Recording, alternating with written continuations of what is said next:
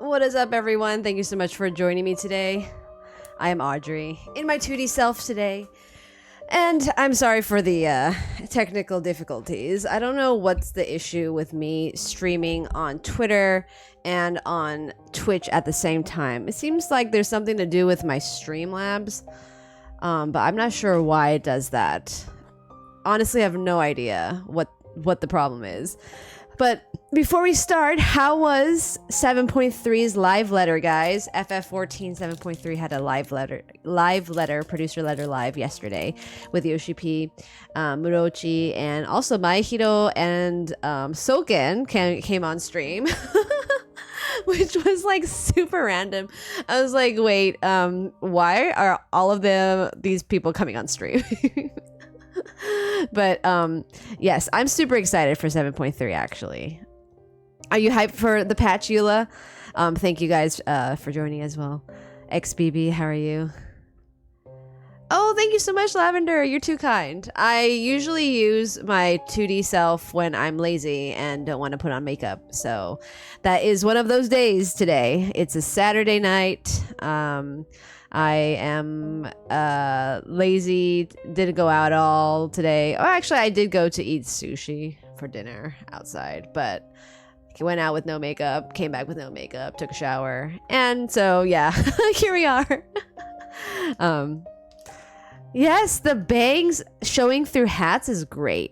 And also Vieira wearing hats is great. And also my Vieira being in one of their like example photos was like 10 out of 10. I was like, oh my god, she peaked. I wonder if any of the people doing the dev team was like, oh, you know what? Let's just use Audrey's model. Her model's pretty good. Because, I mean, there's so many hair colors you can choose from. Why would they choose that green? And also, my skin color and that Vieira's skin color is the exact same skin color. I know. My Vieira design is peak. Very, very honored. I'm joking. But yeah, maybe someone watched one of my streams in the past and was like, you know what, that's a great combination. Because my Viera's skin color is I actually went back and forth several times. So I was like, wait a minute, that's literally my Viera. The only difference was the eye shape and the eye color is slightly different.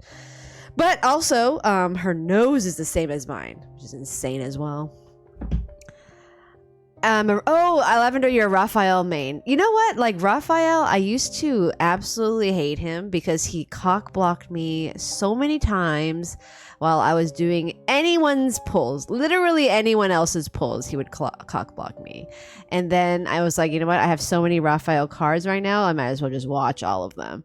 And I did, and after I watched all of them, I was like, wait, Rafayel is peak. He's great. I actually might like Rafayel second to Silas. Rafayel and Zane are probably my second. Yeah, they're like on the same level for me. And then third is Caleb, and I guess the last would be Xavier. But honestly, they're all great, so I can't really like. Silas is better for like, I guess for me he's better than the rest, but then like everyone else is pretty much on the same level. So like my second favorite would be like all of them, I guess. I think the love interest that I have the least cards of is probably Xavier. Well, no, Caleb, because Caleb just literally doesn't have much cards. But Xavier is the least I have between Zane and Raphael. So I haven't really like learned more about him. I did everyone's myths. I have everyone's myths as well. So yeah. Caleb.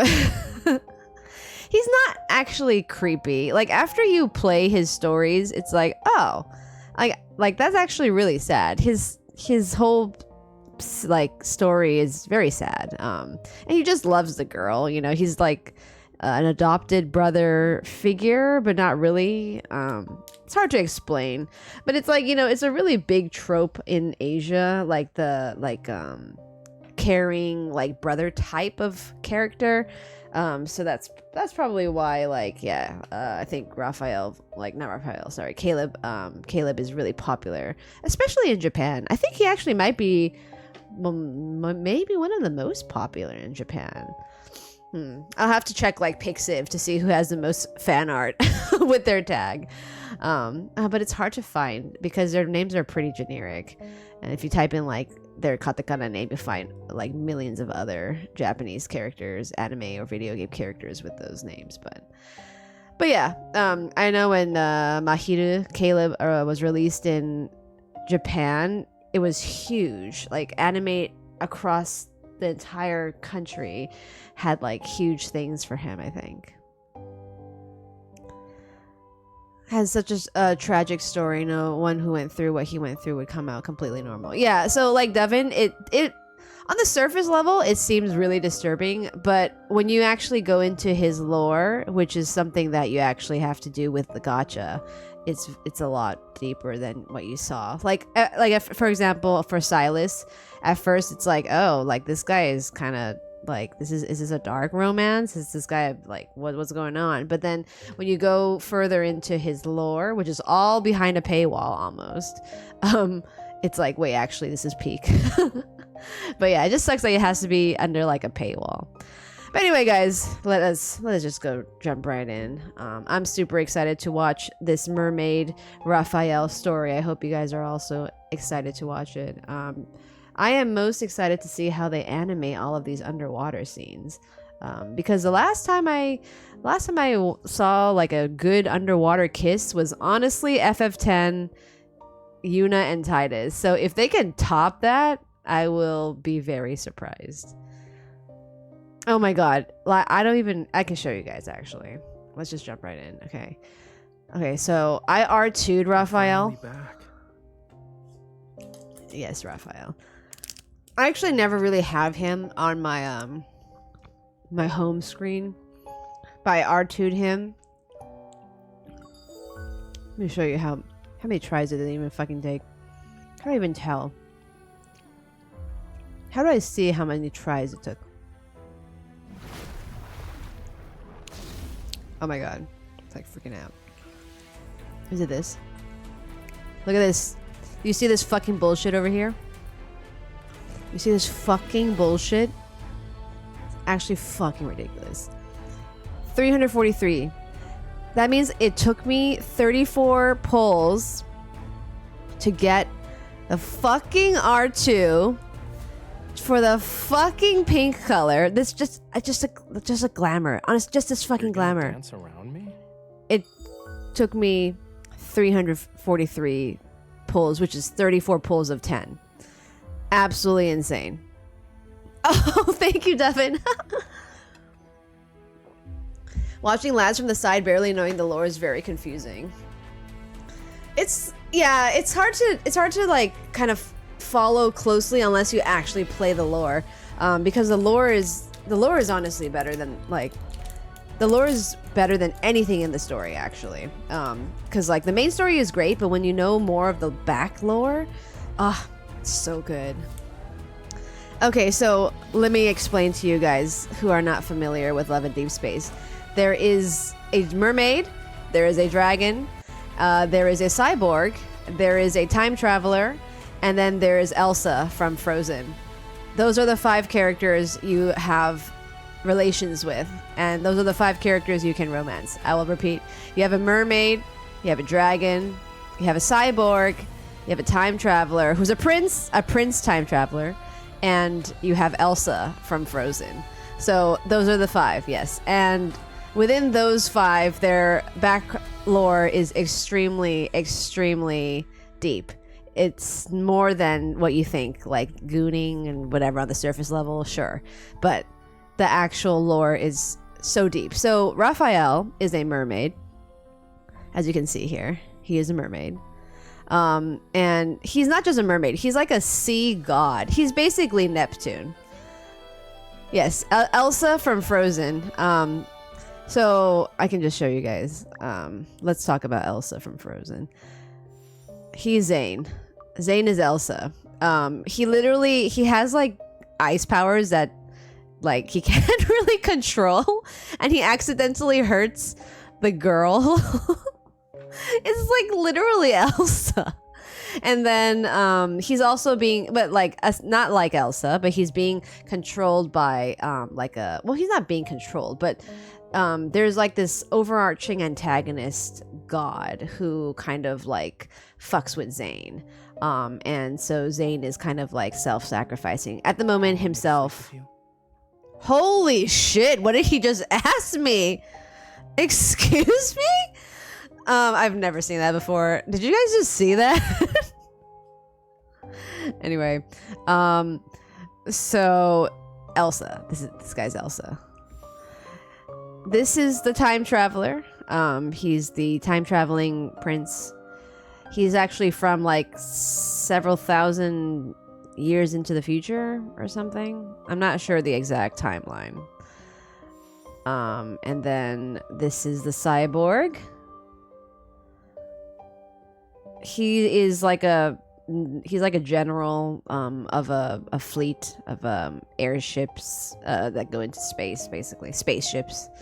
But he's also in the future like 9S. I'm not even joking. He's like literally 9S. I can show you his outfit. This and then this. So yeah, like he's like a buff 9S if he had silver hair.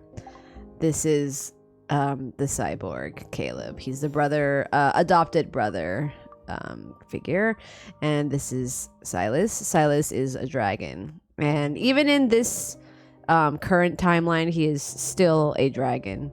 Same with Raphael. He is still a mermaid. And depending on the person, like Silas and Raphael remember who the main character was from their past lives. They've both been searching for her for like hundreds of years or thousands of years. And so this current timeline. Something interesting in your sleep. Do you want to know what you said? So this current timeline is basically where they all meet her. So, with the Raphael myth, it's going to be, to give context, it's basically, we're going to be watching a completely new story based on his past life. I'm assuming it's his past, not his future, where he was the god of the sea, and he is a mermaid, and the girl is I'm not sure how it continues, because like these two myths prior to the third one, basically this one, he had to give his heart to the girl was a sacrifice. She had to give her heart to him, the sea god, but at the end he did not want her to sacrifice her heart, so he gave her his heart. And then so I think this is in between the Forgotten Sea and the Sea of Golden Sand. So Sea of Golden Sand is a myth that happens like in the future. So after Raphael basically like disobeyed the sea god, right, or whatever, and he didn't give his heart. Sorry, he didn't get a heart. He gave his heart, so that kind of like messed up his world, his underwater world called Lemuria. It's basically like Atlantis, and then so Atlantis, basically was destroyed, and then come the Sea of Golden Sand. This is like several like hundred thousands of years into the future. He is looking for the girl again. He finds her, and then he is trying so he's supposed to kill her because she still has like his heart or something, but in the end, like he just, instead of killing her, he just took away her memories so that she doesn't remember who he was and everything. And then it was very sad, but it was like kind of a bittersweet ending. This was like this one happens in the future. He's like an assassin. He's supposed to kill the girl, but I'm pretty sure the Tears of Ramiro happens in the middle between these, so that's gonna be interesting. And holy shit, the thing is not loading. Okay, all right, so I hope that was a interesting TLDR. So let us start this. Wow, I feel like the cutscenes will take a while to load. The lag is crazy. How much do you have to spend in order to get the VIP box, Hydra? Okay. Tears of Ramiro. Let's go.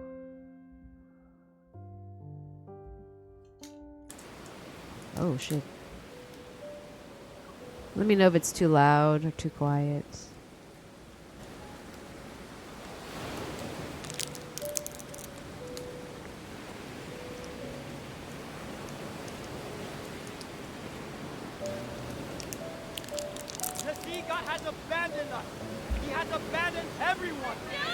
Oh. The sea god is the one who will make the ocean devour Ramiro. He wants to destroy us. He abandoned us. We're gonna die. I don't want to die. 4 digits? Like, I mean, I already spent fucking like, I don't know, $400, maybe $300 for this Rafayel pink shit. So, it has to be like each month or what?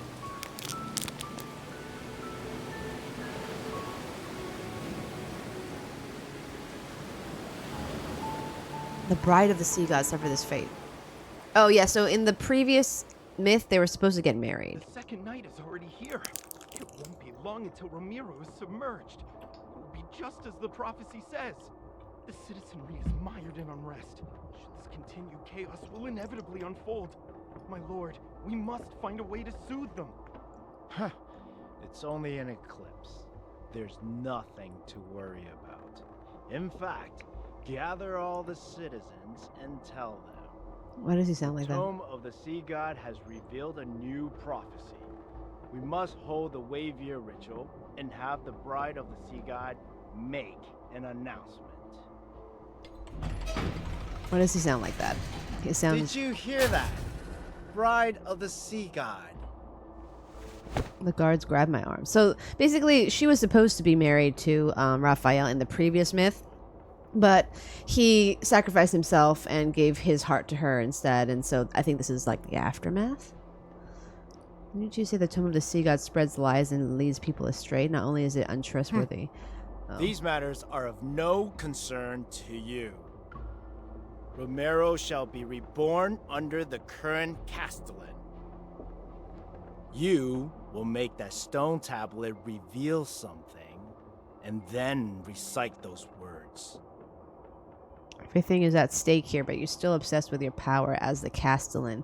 How pathetic. What is Castellan? Foolish lass. Do you think you still be alive if someone else could converse with the Tome of the Sea God? Play your part. You know very well what will become of you if you don't. How do you know you get the VIP status? Do you get like a notification in the game or something? I'm pretty sure I'm almost at $1,000 up like for the past 4 months that I've been playing this game. Okay, sorry, but why does this guy's voice kind of suck? I'm sorry. You're the bride of the sea god. Why are you letting humans mistreat you? Raphael. When did he appear? Oh yeah, Raphael is a sea god, so his like his pronoun is capitalized. That title is nothing more than a pair of shackles. Why can't you be the groom of my my name is Commander instead? I don't remember when it started. At first I thought the voice was a hallucination born from my lengthy imprisonment, but time passed and the seagulls brought me seashells with strange patterns. That's when I became certain of his existence. He claimed to be the seed god, but his voice was too youthful, too mysterious. I couldn't trust him. However, I found myself involuntarily anticipating his appearances. If anything, it'll make my time here a lot more bearable. And like a person who was fascinated while watching a goldfish in a bowl, he approached me. He tested me, tempted my heart to yearn for freedom as it sat in a pit of despair. Interesting. Don't you want to escape? Tonight is your only chance. What is she in prison for? What is a Castellan? When the eclipse hangs high and the tides flow back, you only need to remember 2 things. What things?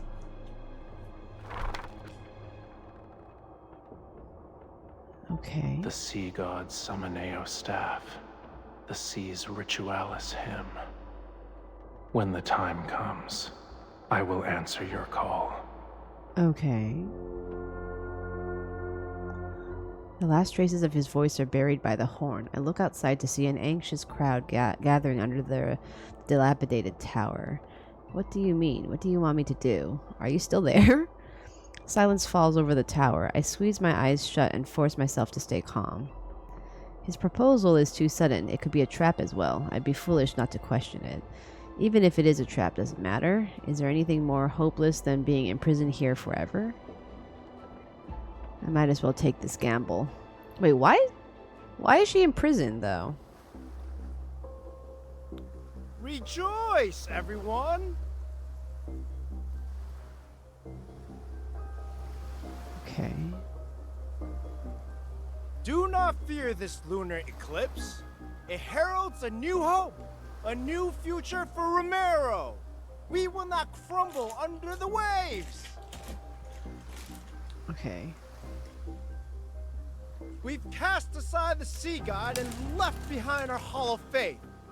Now, our centuries of sacrifice have changed the ancient prophecy. I'm sorry, but why is his voice so, like, not good? You will see the truth with your own eyes.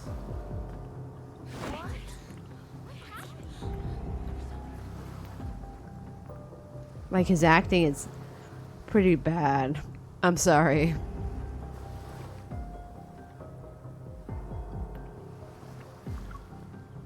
My lord, the power within the Tome of the Sea God has faded. I need to use the Sea God's Summoneo staff to make the prophecy's word manifest again. The Wavier ritual doesn't require a sacred staff. Do not lie to me. Not enough VIP players to pay for Ben Star?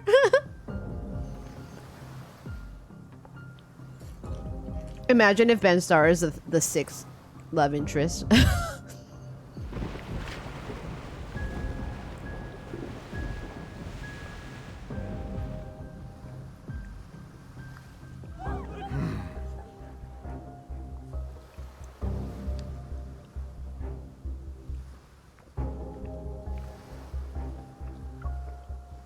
I wish that this, like, the main character was voiced. Because sometimes I just want to listen to it, you know?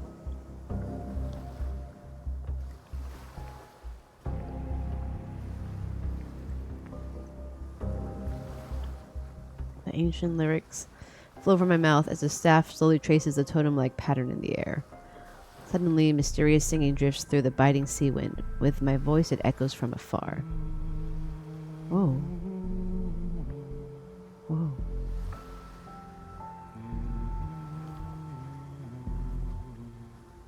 Whoa.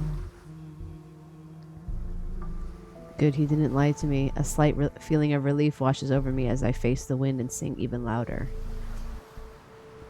He who commands the cycles of the sun, the moon, and the tides. He who guides souls to rest in distant realms. She's singing the sea's ritualist hymn! That forbidden song! Guards! Seize her! The guards lunge at me, but the staff emits a dazzling blue light that repels everyone. The sea god wields fire in the darkness. He is the blazing sun who ignites the lost night. Thunder crashes down upon the sea and enormous waves manifest. Heavy rainfall descends as the storm engulfs all of Ramiro. Terror and chaos erupt around me. I clutch the staff tightly and continue to sing until a beam of light appears. It points to something under the towering waves. I brace myself before I leap into the ocean. Oh, interesting.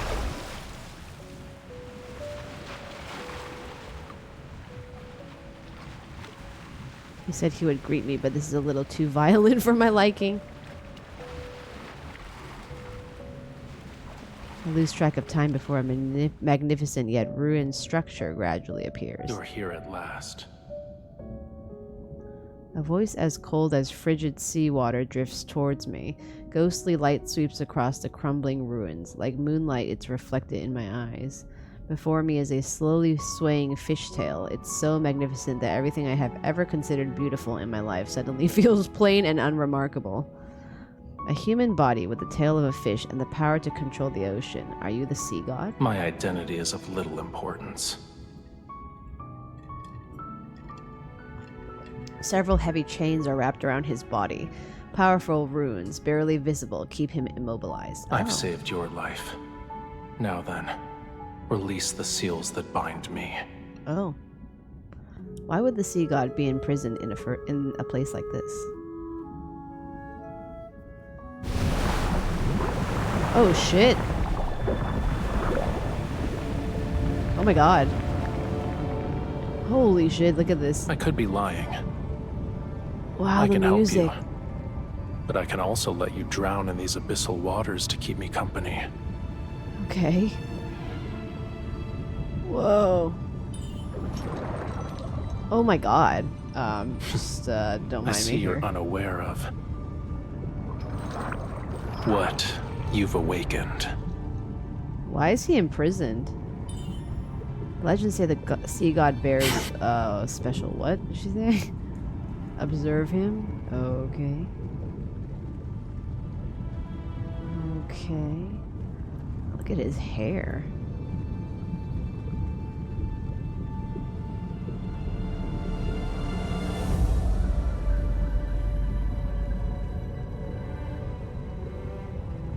Seals on your body are incredibly powerful.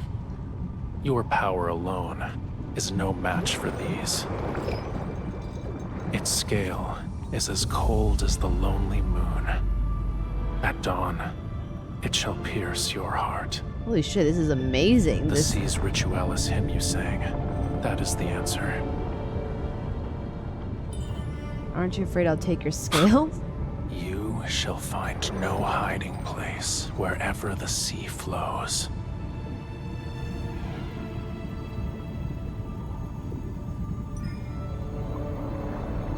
This production value is freaking amazing. My god.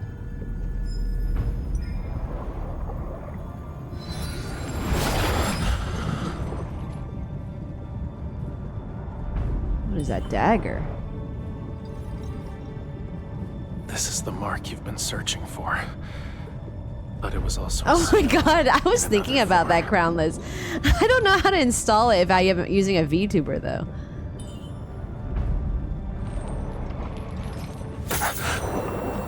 How does she take that knife out of him? The voice of the storm. Come to me.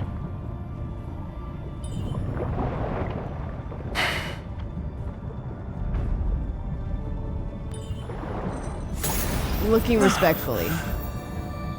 Why does he have to moan like that? Again. Holy shit. The production value, guys. It's amazing. Holy shit. Call out to me from the fathomless depths of the sea. Oh my god, this is fucking amazing. Bestow inextinguishable vengeance. This game is fucking amazing, guys. Oh my god. Holy shit. Oh, this is epic as hell. The sea god's revival has been completed. Holy crap. You've rewritten the fate of these waters. Starting from this moment, you are bound to me. You cannot turn back. Oh my god. Okay, well, that was epic as hell. Was that just the first chapter? My god. Holy shit. Wow. That blew my mind. Oh my god. I want this game playable in landscape mode. Seriously, though. Holy crap.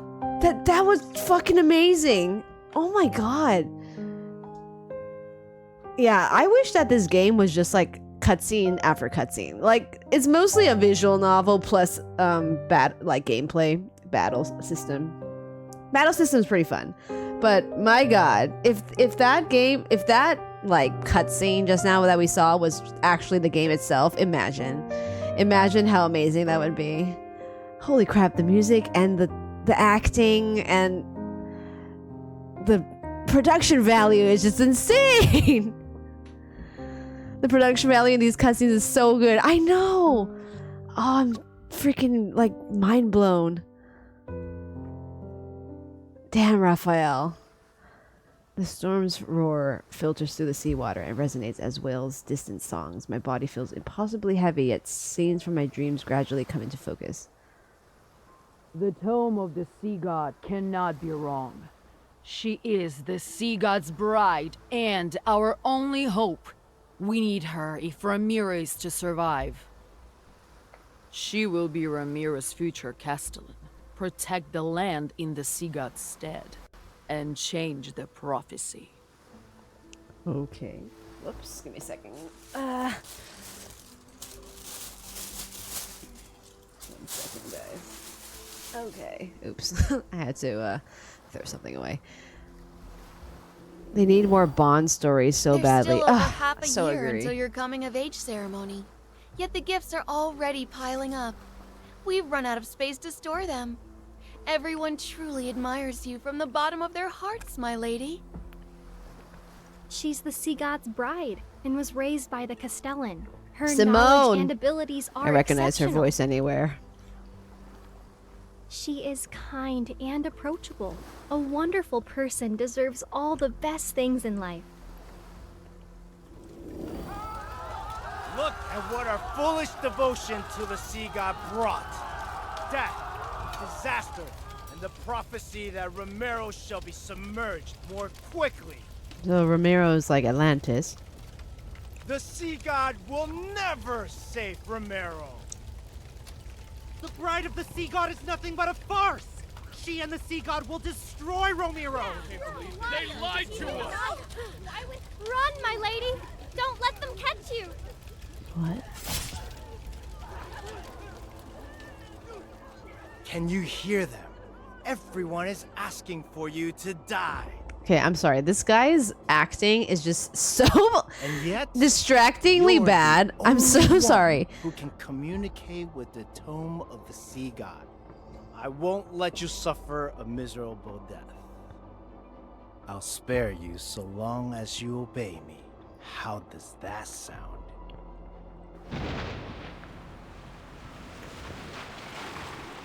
I open my eyes. Brilliant white lightning dispels my chaotic nightmare and illuminates the scene before me. Rainwater flows through the window frames. It makes the carvings and murals gradually reveal the lifelike faces of gods.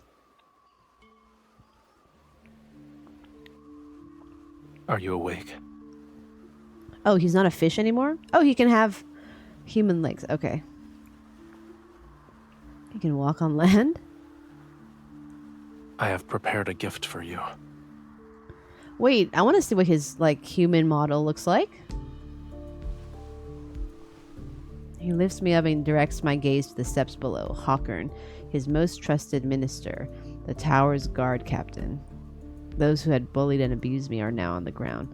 Bound, they crawl and struggle, their eyes filled with fear and despair. Their lives are in your hands. Would you like to deal with them one by one? His hands cover the back of mine. He guides me to raise my hand and lightning gathers in my palm. Oh, shit. The breeze scatters and the castellan's crown clatters to the ground. The puddle on the floor blooms crimson. Or would you rather finish them all at once? Okay. Whoa. The sea god already has a terrible reputation. Won't this make the people hate you more? Lower your hand then. Wow. Raphael's voice in this is so different. It's very, like, serious and deep.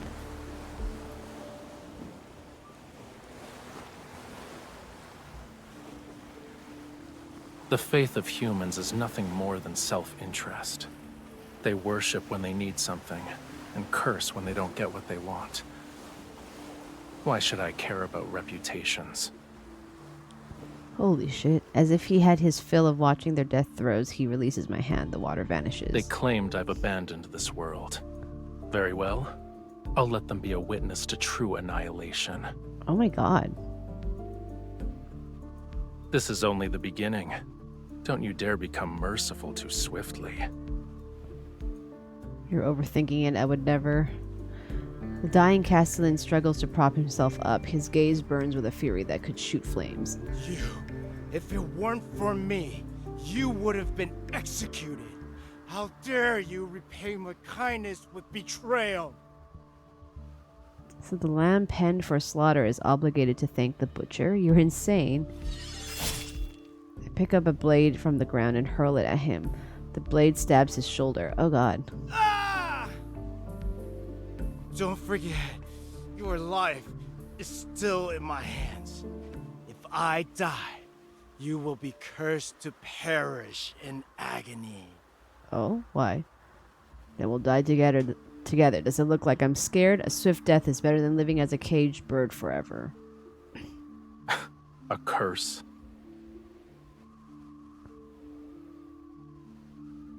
Tentacle light bluish green runes slowly appear. You're referring to these crude patterns?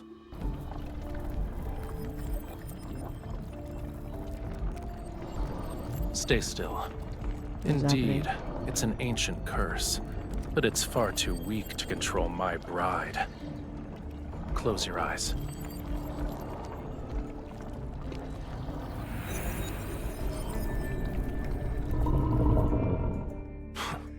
What a terrible attempt of a trick. What's happening?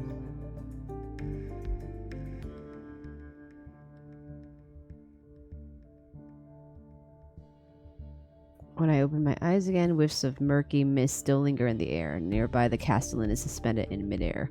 A water tendril tightens around his throat. These magics can't be wielded by humans. Tell me where you found it. What right do you have to judge me? I'm so sorry. I literally can't get over the fact that this guy's voice is like I won't So tell bad you compared to the anything. rest. You don't need to worry about asking again either. It's kind of Aren't distracting. you a god?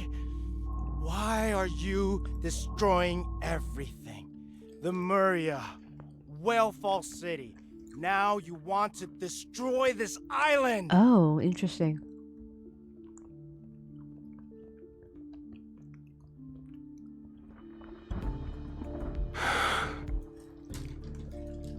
He didn't really destroy. Well, I guess it was part of the reason, but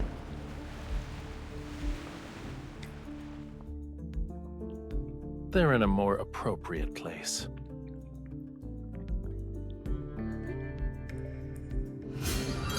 You were imprisoned in his cage. How many years? If the hatred from that time could be offset by him dying instantly, I would happily grant your wish at this very moment. you wouldn't offer me a gift without a reason. What is it that you want? Tell me. You are my bride, aren't you?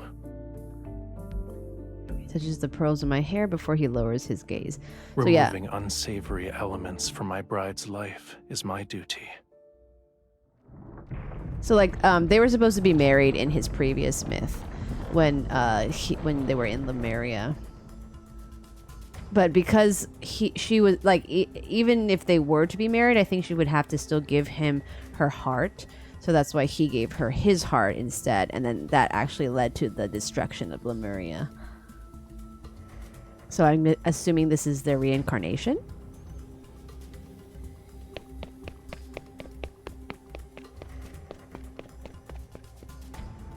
Tome of the Sea God has been returned to the temple. I run there and I'm shocked that the words of the prophecy are emitting a faint glow. This future was predetermined long ago. Whether it's the second or third night makes little difference. You knew this day would come. Why are you surprised? This place is my sanctuary. Regardless of what happens, I can't stand by and watch it be destroyed. Legends say the sea god is all-powerful. He can overturn The oceans and fate move of this mountains. world is predetermined, and legends are just legends. In any case, it hasn't been long since I was awakened. My powers haven't fully returned yet. Why should I risk my own life for a city that despises me? Mind you, I would have to defy a prophecy in the Tome of the Sea God. What if you regained your powers? Give me your hand.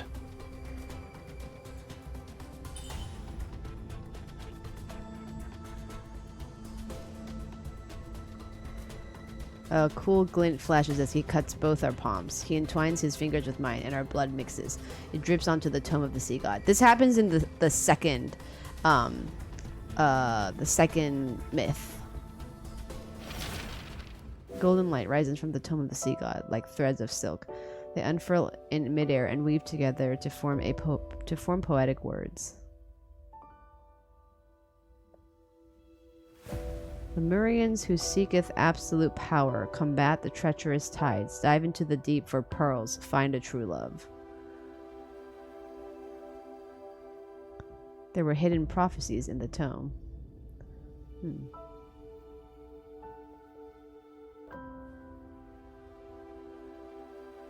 To find a true love, that means the sea god appears more composed as he raises his hand to brush away the text and heal the wound on my hand. You already know the answer, my beloved bride.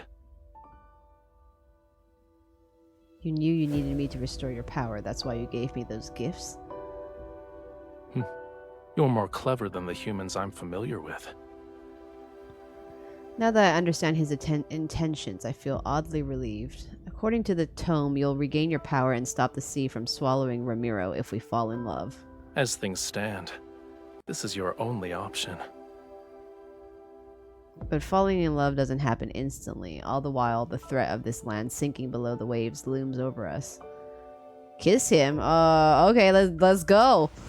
Mustering up some courage, I wrap my hands around his neck and kiss him without any hesitation. A god's lips are warm. Before he can recover from his surprise, I quickly pull away. Well, has your power been restored, even just partly? Grabs my arm, pulls me close, and bends down to return my kiss. Wow. A simple kiss is far from what anyone would call love. It's still better than sitting and waiting for death. As long as I'm here, death wouldn't dare to visit you. Do you remember how you awakened me? The Summoneo staff and the sea ritualis' hymn. This can temporarily awaken some of my powers, but we need one more thing to stop the storm. He turns over my hand as he traces letters on my palm. I can't help but open my mouth. Rafayel. Oh. Remember it. That is my name. Recite my name in your heart with the utmost devotion. Then, sing the hymn for me once more. Okay. He suddenly dives into the storm and his legs transform into a brilliant fishtail as he soars above the terrifying waves. The Summoneo staff emits a light to accompany my song. I sing with all my strength and stare at his figure. He glides along the top of the waves. Lightning from the tip of his tidebreaker trident strikes the heavy storm clouds. Streams of golden lights swirl across the sea's surface. The rain stops and wind cease as the subdued tides transform into millions of transparent fish. They stir up sand and gravel as they slowly retreat to the deep sea. Interesting. At the base of the damaged statue, people kneel in the muddy waters, yet they see the sun rising behind the sea god. He turns around. His gaze passes through the lingering mist and lands on me. Interesting. Red heel, love and depression time? But like, honestly though, seriously.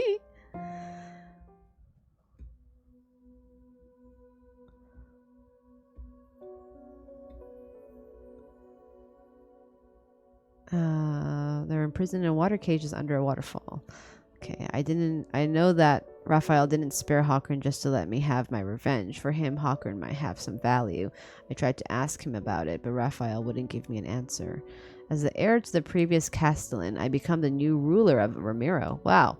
Unexpectedly, some rumors begin to spread throughout the city. The sea god's bride awakened him. Now he carries out her orders without question. If she can command the sea god to calm the storm during the eclipse, then surely she can command him to drown Ramiro. She put 12 venomous sea snakes in the water prison. They drink the former Castellan's blood every day, and the water below Mosen Waterfall is now a bright red. I pay no attention to their gossip. After all, I have no interest in ruling a city that once abandoned me. What matters is that I must fall in love with Rafayel. Your Highness, the harbor repairs? Deal with it yourself? Your Highness, the city plans to erect several new statues of the sea god. You don't need to ask for my permission. After shutting out those annoying voices, I searched the temple for any sign of Rafayel. This place has become the sea god's residence. To fall in love with him sooner, I spend most of my time here. The problem is, he's always somewhere else. How am I supposed to fall in love with him?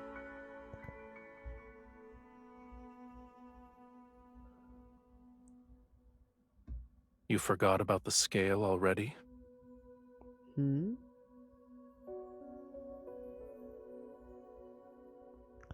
Is this a token of affection? At the very least, it's not a token of hatred. The necklace is put around my neck, and the seashell is like a crystalline mark over my heart. Keep it safe. It's a piece of my heart. Oh, interesting. It will let me know where you are and what you're doing.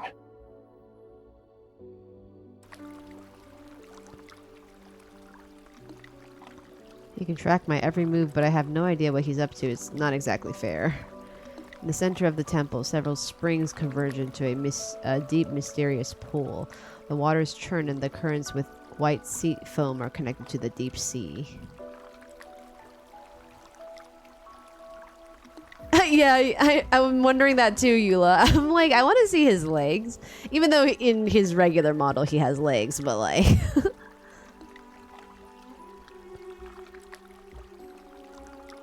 He likes to soak in the water. That is true. Raphael, like in the current timeline, he is like taking a bath for 8 hours a day or something like that.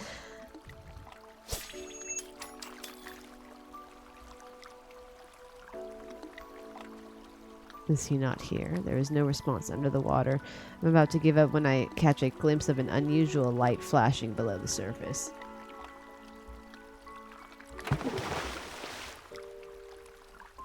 Curiosity compels me to dive into the water. Oh, okay.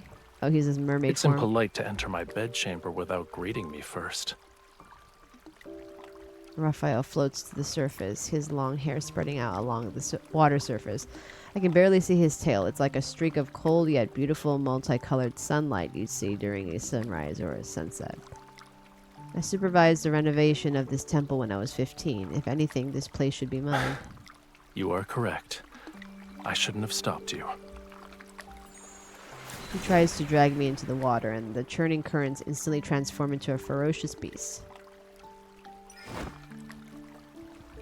He is literally, yeah, Ariel. It's pretty much like the story of the Little Mermaid, isn't it? And then one of them is gonna fade away. So I use his momentum to grab his arm and quickly wrap my arms around his neck before the water can engulf me. This dude looking like a JRPG antagonist. It is kind of Amano vibes, isn't it, huh? Yes, and you could have avoided this. How are we supposed to learn more about each other and fall in love if you're not here? Is clinging to me like an octopus part of your plan to fall in love with me?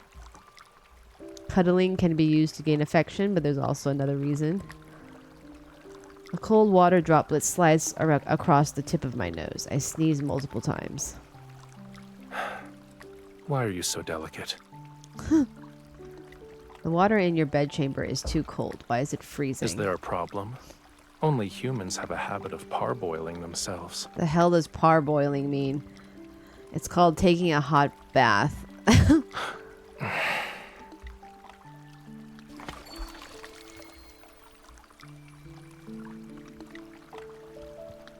The current carries us to shore. Raphael's tail transforms into a pair of legs as he steps onto stone tiles inlaid with seashells. You say you don't want to die, and yet you jump into frigid waters. Your desire to survive is rather wanting. You say you need to fall in love with me, and yet you're nowhere to be found. Do you actually want to get your powers back? I never believed an intangible emotion such as love could serve a purpose.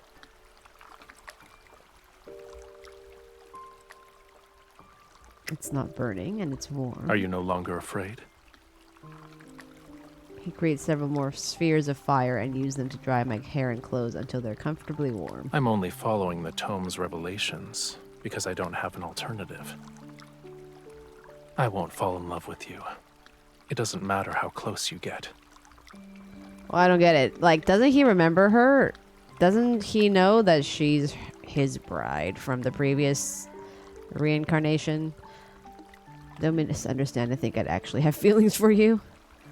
I play with the ball of fire in my hand and toss it around. The dancing flame casts a softness across Raphael's face that doesn't suit him. He sits beside me on the stone steps and carefully examines the ornate boxes. These are gifts from the citizenry. They want to thank you for saving them from the storm that night. These aren't gifts. They're displays of submission for the sake of self-preservation. They despise you, and then they coddle you like a babe in swaddling clothes. Faith, devotion, all of it is hypocrisy. You don't seem to be furious, though. And you've entertained yourself by skipping those silver leaves. Why should I be angry? The hell does the silver leaves mean? They belong to you. Keep what you like and throw away the gifts you dislike. I'm not interested in insincere offerings. Well, I have something that should interest you. I walked to the tome and retrieved the Summoneo staff that was hiding behind it. It used to be yours, yes? Now it's yours again.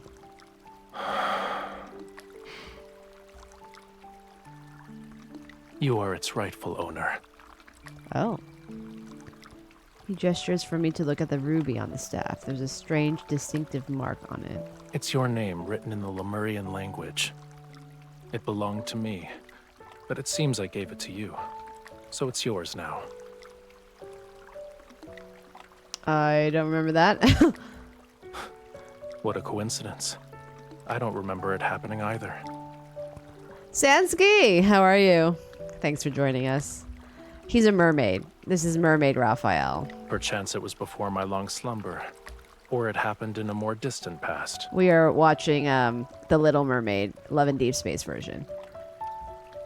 In any case, it's of no significance. Exactly. The proper reaction.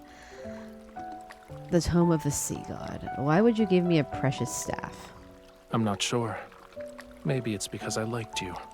So in their previous reincarnation in Lemuria, which is like an underwater city or like civilization, Raphael and the girl fell in love and they were going to get married. But in order to complete the ritual, the girl had to give her heart to Raphael because he's the sea god.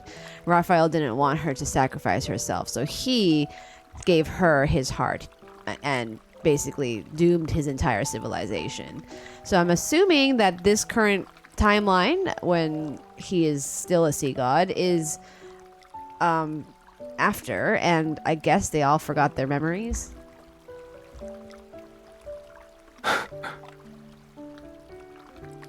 You don't want us to be smitten with each other? If anything, you don't seem all too pleased with the fact that I liked you before. Okay. Yes. So right now, Raphael in this current reincarnation is a mermaid. He's based. Actually, you know what? I don't even know if he was supposed to be a mermaid for the previous one, but he's a mermaid now, and he's the sea god. But he was imprisoned for however many years, and the only way he could be saved was from his bride, which is the girl, the MC.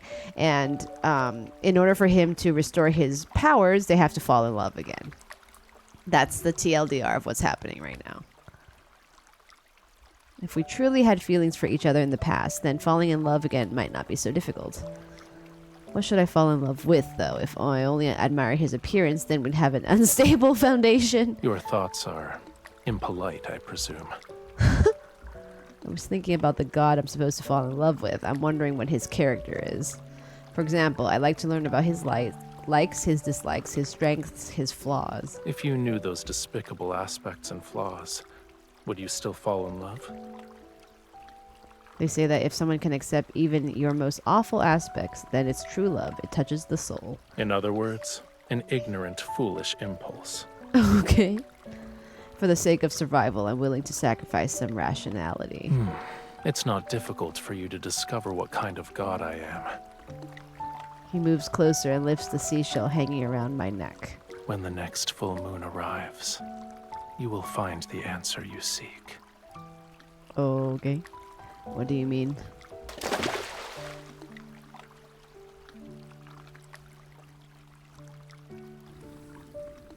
Oh. Alright. Full moon night, 3 days later.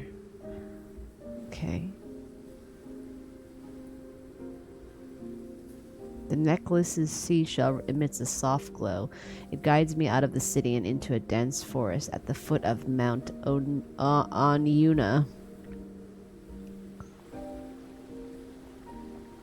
What's that sound? I quicken my pace. Exceptionally bright moonlight filters through the trees and illuminates ruins covered in gray-green moss. Raphael stands in the center of the area. Water flows from his hands to lift broken stones. They're pieced together in midair. I continue to tiptoe, and then...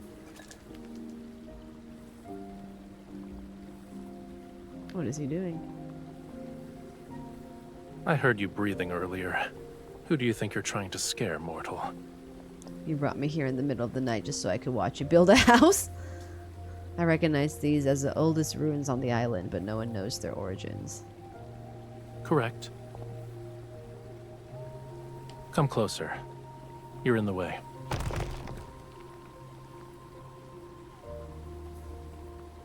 What is he His doing? blood surged to form the oceans.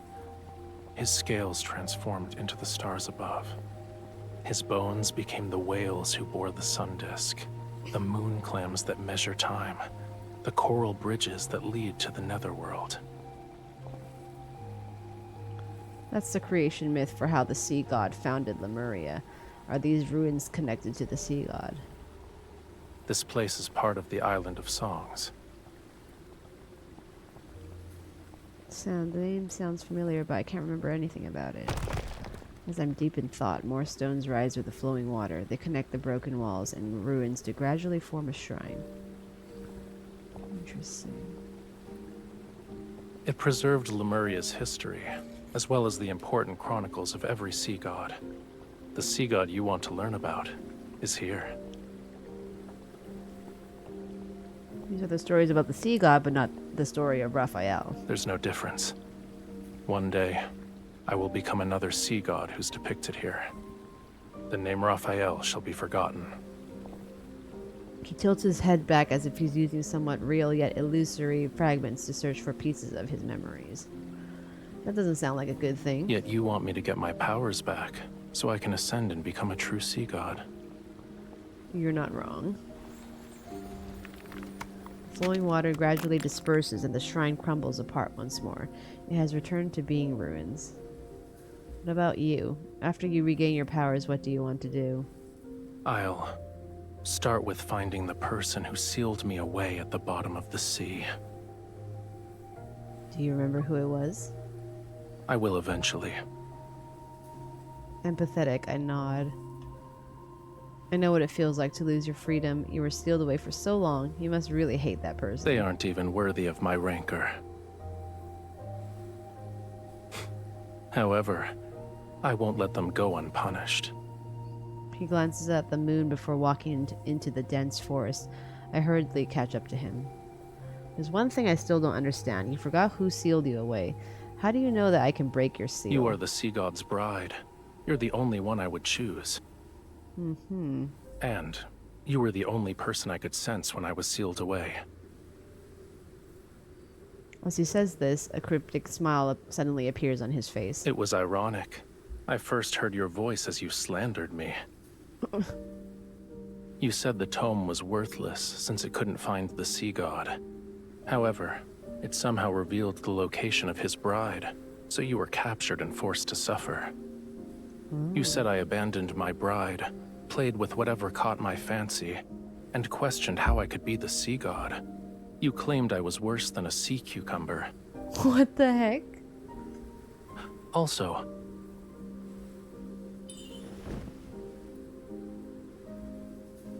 You're making up nonsense. I've never insulted you.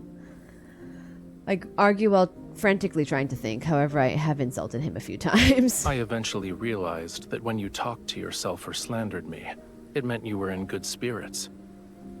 And if there were days when you were very quiet, I could also guess what you were going through. You really like watching people in secret, huh?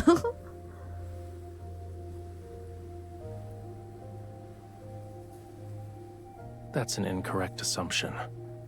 I only see you.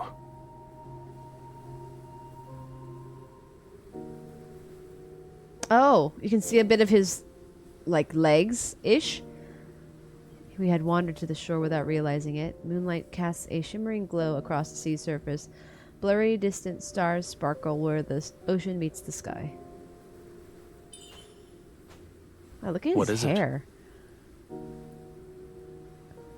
It's to stop you from jumping into the water and vanishing again. Holding my hand won't be enough.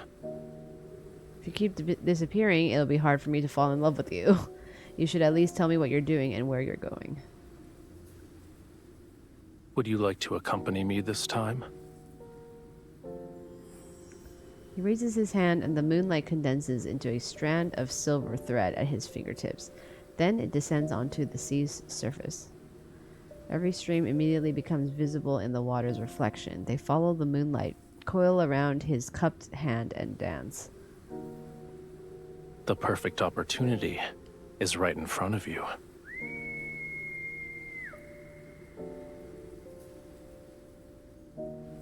An enormous white skeleton rises from the sea. A whale? A It reminds me of a fish with large fins. The creature swiftly cuts through the sea mist and appears before me. Are you scared? Underestimate me. As soon as I step forward, I find myself at a loss. I'm unsure of how to approach this skeletal creature. I feel a sense of weightlessness as Raphael places me directly on the creature's back. His leg then transforms into a tail and he swims into the ocean. Hold on tight. What is she sitting on? Should you fall, I won't save you again. Is she saving on the whale bones or something? His hair is so gorgeous. Even console games have trouble making hair look this good sometimes. I know. This should be a console game, honestly. Love and Deepspace is so fucking good. I don't know how to explain how good it is without people doubting. Like, oh, it's like just, an otome game. But no, it's actually fucking good.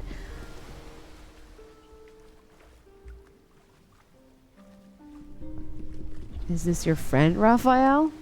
Despite being nothing but bones, it tried to eat me when we first met. What the heck? Is that what friends do? Oh, the music.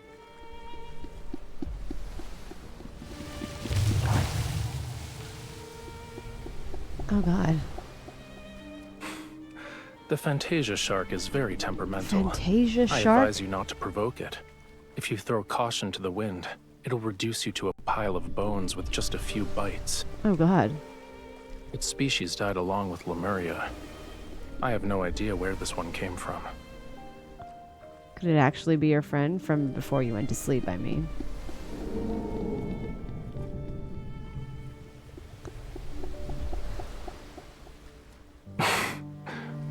Maybe.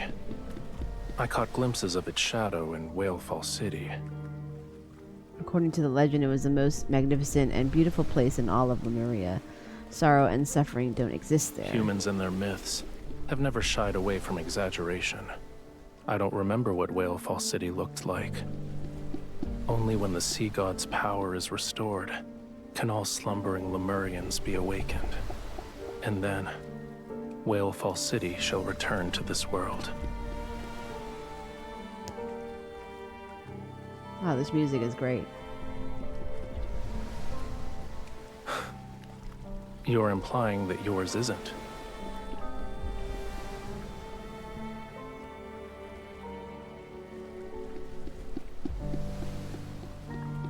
Raphael, come here. I want to give you a gift. Just so you're aware, I haven't done this in a long time. It might not work. I should keep my expectations low then? Despite saying that, he raises his hand and uses the rising waves to sit down beside me. I take a deep breath, concentrate on the palm of my hand, and then gently place it on the Fantasia shark's head.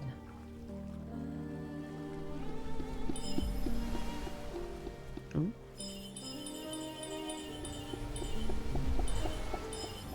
Hello? Oh, she's resonating. In the darkness, a faint power slowly awakens. It cautiously moves towards me bit by bit. I relax my breathing and try to become part of that power. I capture every subtle change. I can sense it. A gentle radiance spreads out from the Fantasia shark. Layers of blue tint the seawater and faintly reveal the silhouette of a city. While indistinct, its beautiful and magnificent form is still visible. I thought this Fantasia shark missed Whalefall City too, so I tried to resonate with it. Oh. Did that bring back any memories?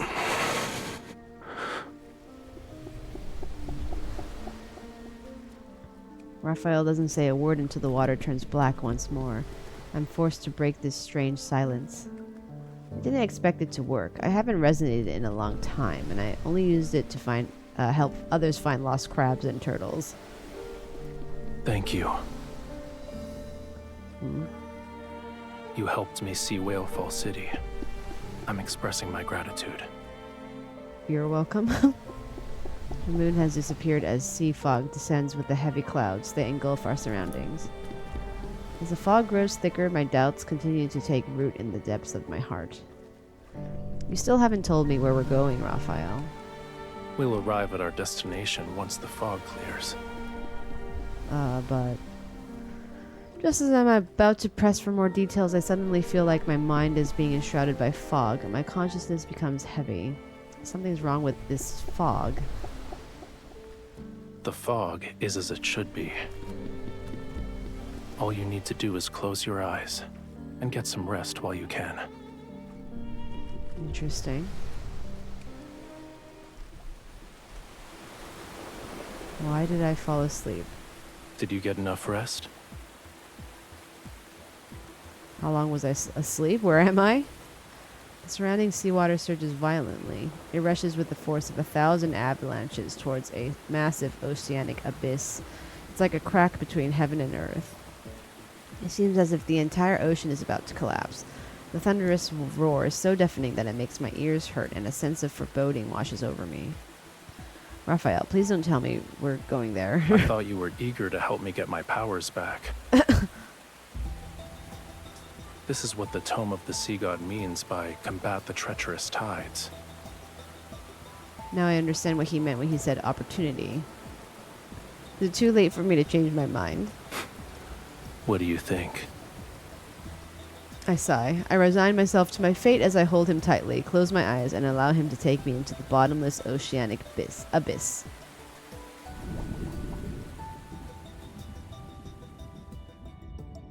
As my dizziness subsides, I can still hear the massive waves crashing above us. Everything around me is still enshrouded in darkness. My survival instincts make me grip Raphael's shoulders tightly. Is it over? It's only the beginning. He holds me close as we continue swimming towards greater depths. After what feels like an eternity, our feet finally touch a flat seabed. This dude looking like he's ready to evolve into Seymour. I'm telling you, the character design is peak. And it's just an Otome game, you know? Like, this game is so much more than just an Otome game, though. It deserves to be its own, like, console RPG, honestly. It's so fucking good. The Lemurians have a lot of ruins. This is the Sea God's tomb. Oh. Each stone statue below represents a sea god who has perished. Oh. I hope you didn't bring me here just so we could be buried together. Don't worry. That day is still tens of thousands of years away. Uh-huh.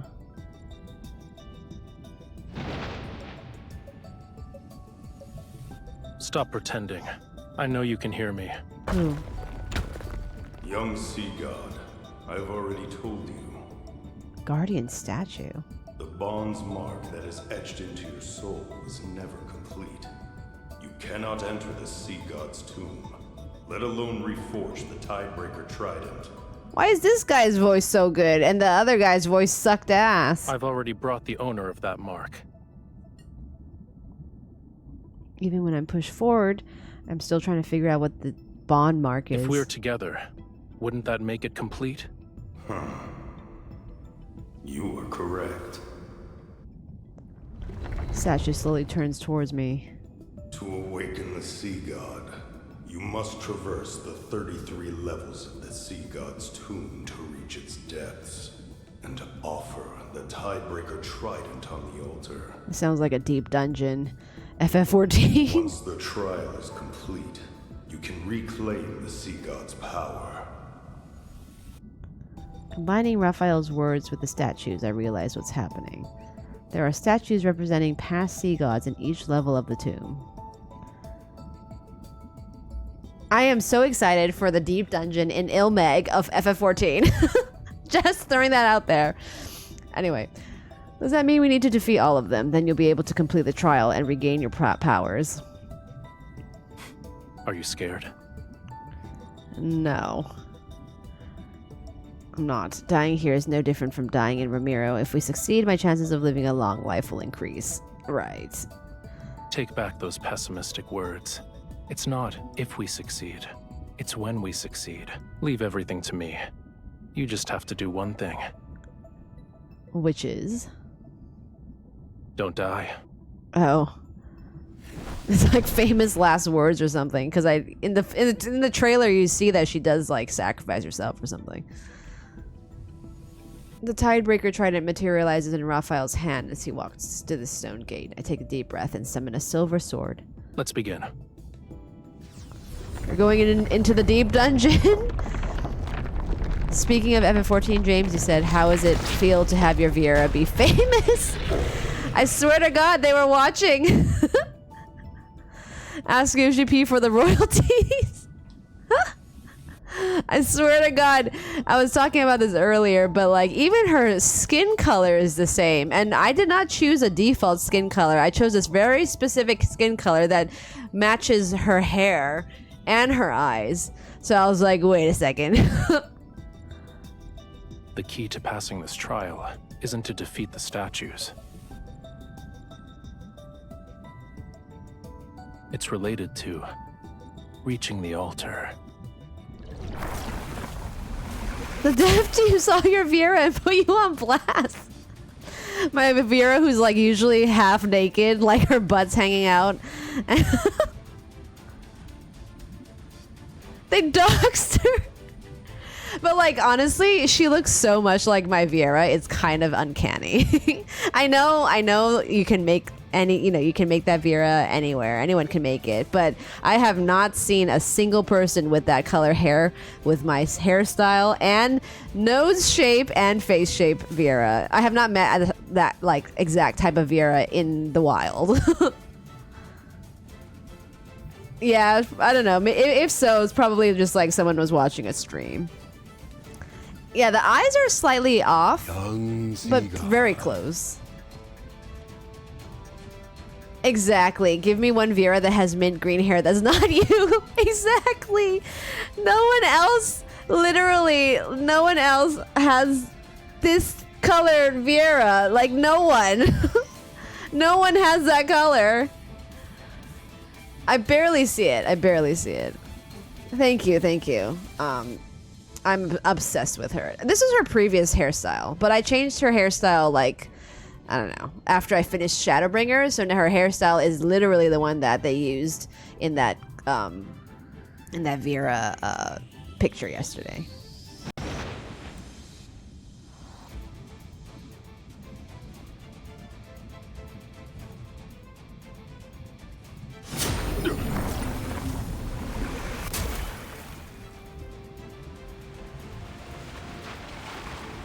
I mean, I like her current hairstyle though. I'm a big fan. But it's literally her hairstyle, and I was like, wait a minute, that's literally my Viera. I am honored. I am honored. Squarenix, if you're watching, I'm very, very honored that you took inspiration from my Viera design. I know it's peak. Done. I'm joking. I'm joking. It's probably just a coincidence. Albeit a very interesting one because it's very rare to see that mint green hair on any character, except for like Sicard.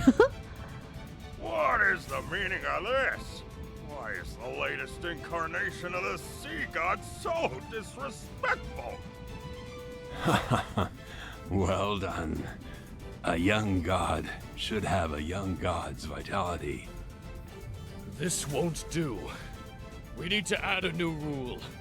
Shortcuts are not allowed. Otherwise, my ancient stones will crumble to pieces.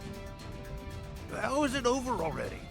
I finally got a chance to stretch my muscles, but I haven't even made my grand entrance yet.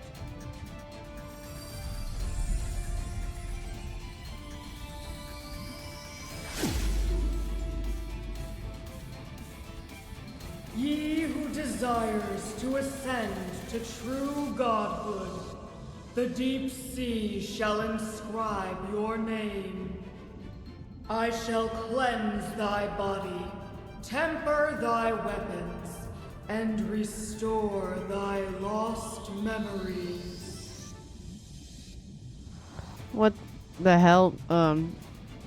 Okay. Some of the NPCs, like, voices are such, like, I don't know, it's I don't understand the disconnect. Like, the main characters sound so good, But in Lemuria, a bond best represents an everlasting vow and oath. When you offer the sincerest form of worship from the depths of your soul, my soul will be branded with your mark. I will be unable to defy you. James, I honestly don't know if budgeting is even a excuse because they literally make $70 million a month. US dollars, and voice actors are paid so little. So, like, they could at least afford giving a little bit more to putting the NPC voices on par with the main cast, you know?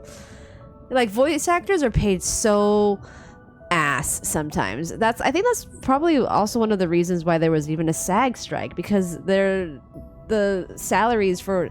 I was talking to Emmy Lowe, like, when we were at CutsCon together 2 years ago, and she said that, like, sometimes she just makes like $200 for like a whole, like, you know, like a whole job, like $200. And I'm just like, what? What do you mean? And she's like, yeah, just $200 for, like, you know, maybe like an hour, like several hour recordings or whatnot. And I'm just like, that's insane. So with Love and Deepspace making around $50 to $70 million a month, I think they have the budget to hire a little bit better talent for their NPCs. It kind of takes you out of the game, you know? And once a bond is formed, it shall never disappear. No matter where you are or what form you take, I will always be able to find you and recognize you. It's Raphael's voice. Unconsciously, I reach out my hand and touch a face that is familiar yet somehow not. His eyes still shine with the beauty of dawn's glow. However, his smile is more carefree and unrestrained, and as bright as the clearest seawater. Oh, so this is the previous Raphael.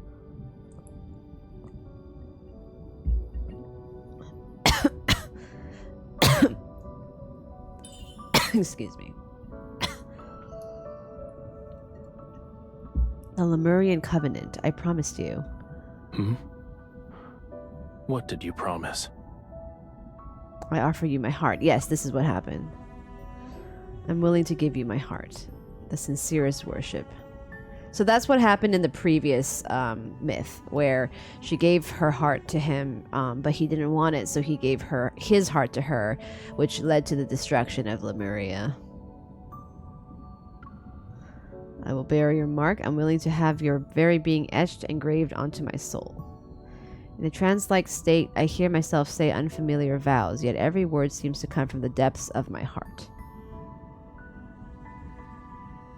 I gave you my heart. Yes, that is what happened. He takes my hand and places it against the glowing mark. Everything is clear to me. Before you fell into a deep slumber, we had formed a Lemurian covenant. That's why I'm the bride of the sea god. Oh, so it's not a reincarnation, it's just... like, right after? Those threads of light gradually melt away. The seawater is cold again, and the atmosphere is somewhat awkward. A Lemurian covenant can only be forged when both parties are willing. So, you voluntarily became my bride. It had nothing to do with the Tome of the Sea God. Don't forget to apologize to it after we get back. I realize he's teasing me about the time I called the tome worthless. My ears burn with embarrassment as I clear my throat. You must have recognized our bond a long time ago. You just didn't tell me. It only represents the past, and now it means nothing to us. The tempered tidebreaker trident returns to his hand. Raphael turns around, his tail emanating a more vivid and sharp radiance. Within his body, a portion of the sea god's power has been awakened. You're embarrassed. You want to deny the fact we were once in love. You're embarrassed, huh? I am not. I think you are. He ignores my provocation and grabs my arm to swim upward, but then he stops. You're hurt. I follow his gaze to look at my back, but I don't see anything and don't feel any pain. It's just a minor wound. It's not. It's just a flesh wound. You need to return to Ramiro immediately.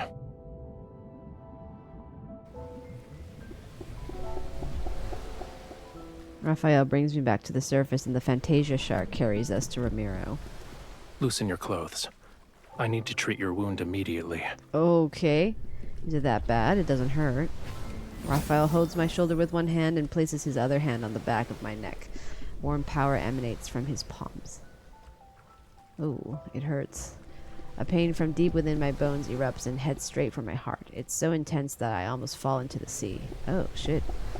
Turning my head, I finally see the wound. But it's not a bloody gash. It resembles some strange floral pattern. It's not working. What's happening? Stop, you're making the pain worse.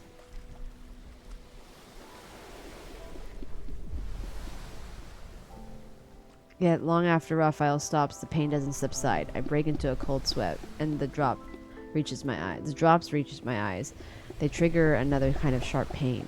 What the heck? Hang in there. Once the fog clears, you'll feel better. What happened to her? Raphael, I need a favor. I groggily lift my eyelids as I rest on his lap. There are rumors. They say the sea god's song can enchant people's hearts and make them lose themselves in illusions. Could you possibly... Don't believe baseless rumors anymore. Can't you try? I'll use our bond and...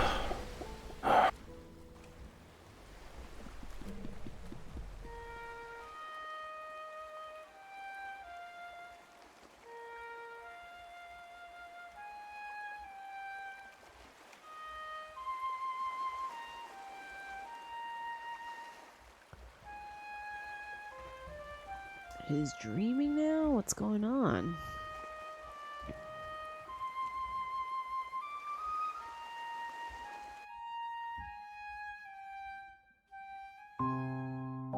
Interesting.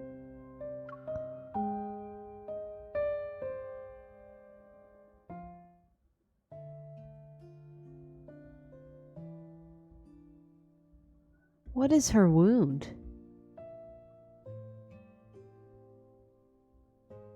The wound on my back often makes me disoriented. Sometimes I can hear faint crackling sounds deep within my spine. It's as if there are fish nibbling on coral. Maybe a more apt description would be how it felt similar to seawater washing over new scales. What? At other times I'm fully conscious yet somehow unable to open my eyes. However, there is one thing I remember clearly. Whenever I curl up into a ball because of the searing pain, the sound of a flute drifts into my ears and numbs my suffering. What is happening? And soon after, I drift back into a soft, peaceful sleep. While we were away from Ramiro, something rather significant happened. Hawkern, the former Castellan, had escaped from the water prison. Oh shit.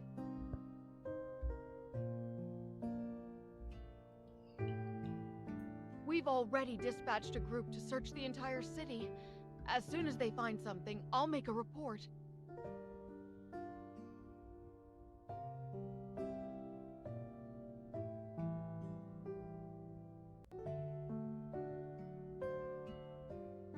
I'll deal with this myself. Call back the people you've sent out. There's no need to search anymore. Yes, Your Highness.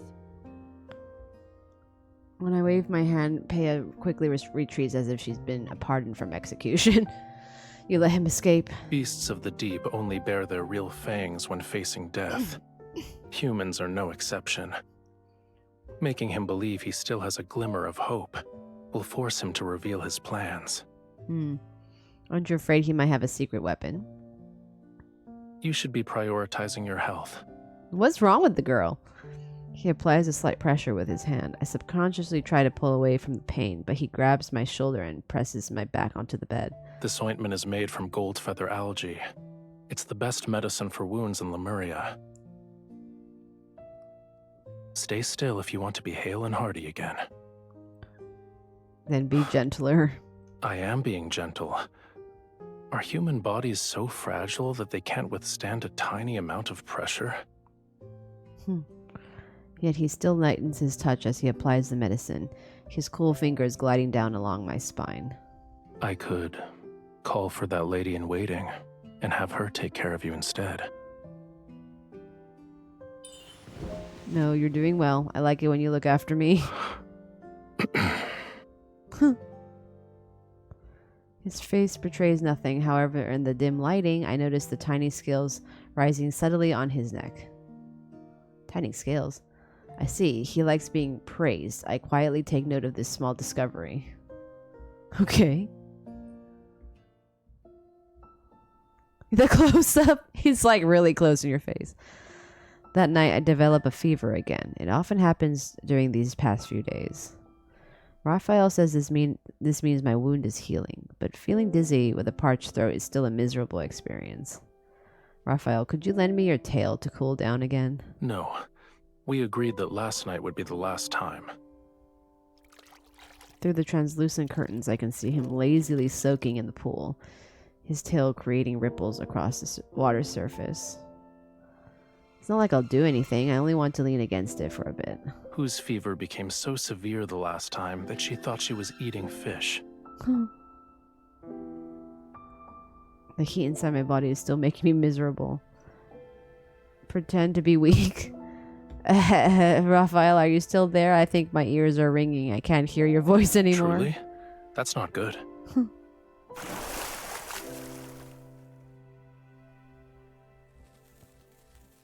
After a moment, I hear the faint sound of flames burning metal. If your ears are ringing, then the situation is grave.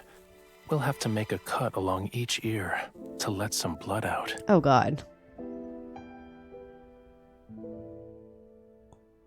I quickly sit up and grab the small knife that Raphael is holding over the candle's flame. You're done with your jest? It's not a good habit to give up halfway.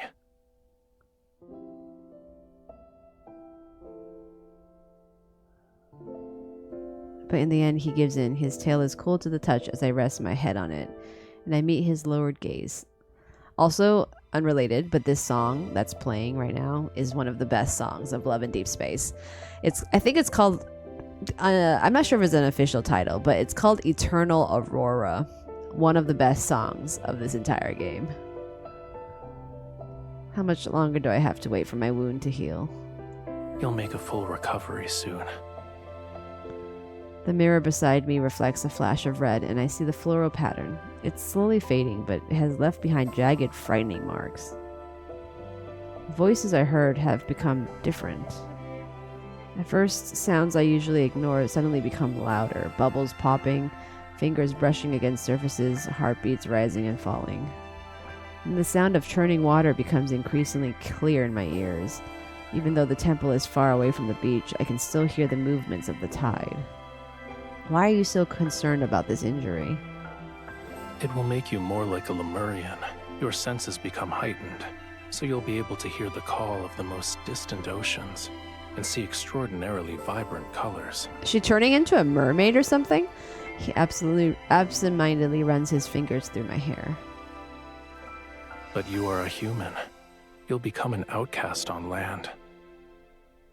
Then you'll be unable to hear any sounds unless they're in the ocean. You won't see any colors unless they belong to the sea. Your legs will become too weak to walk on land, and you'll suffer. Seawater will flood your mouth and nose and rise in your throat. What? In the end, you'll drown on dry land. It doesn't look like you're afraid. Because you'll keep me alive, you will, yes? Interesting. If you try to make excuses again tomorrow, there's no guarantee.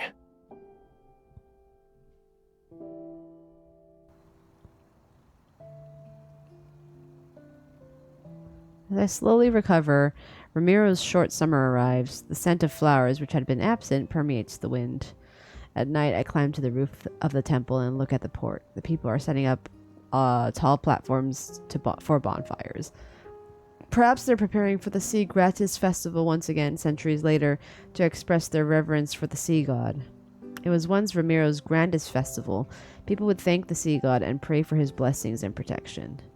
I already know that Raphael has no interest in a frivolous festival.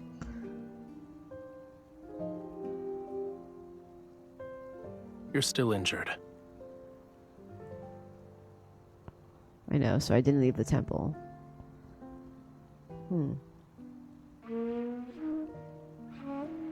It sounds terrible. That's not how you play it. If the conch shell could express emotion, it would have already died of embarrassment. Teach me how to play it properly. I like that song. Why? It might be because whenever I hear you play it, my pain disappears. I thought escaping from the tower would make me feel better, but I guess not. Your cage isn't in that tower. You can't leave the temple or the tower. You're afraid of losing the freedom to go where you please. Once your wound heals, nothing will be able to restrain you. Conch shell is taken from my hand as Rafayel brings it to his lips. He's testing it out. Listen carefully if you want to learn.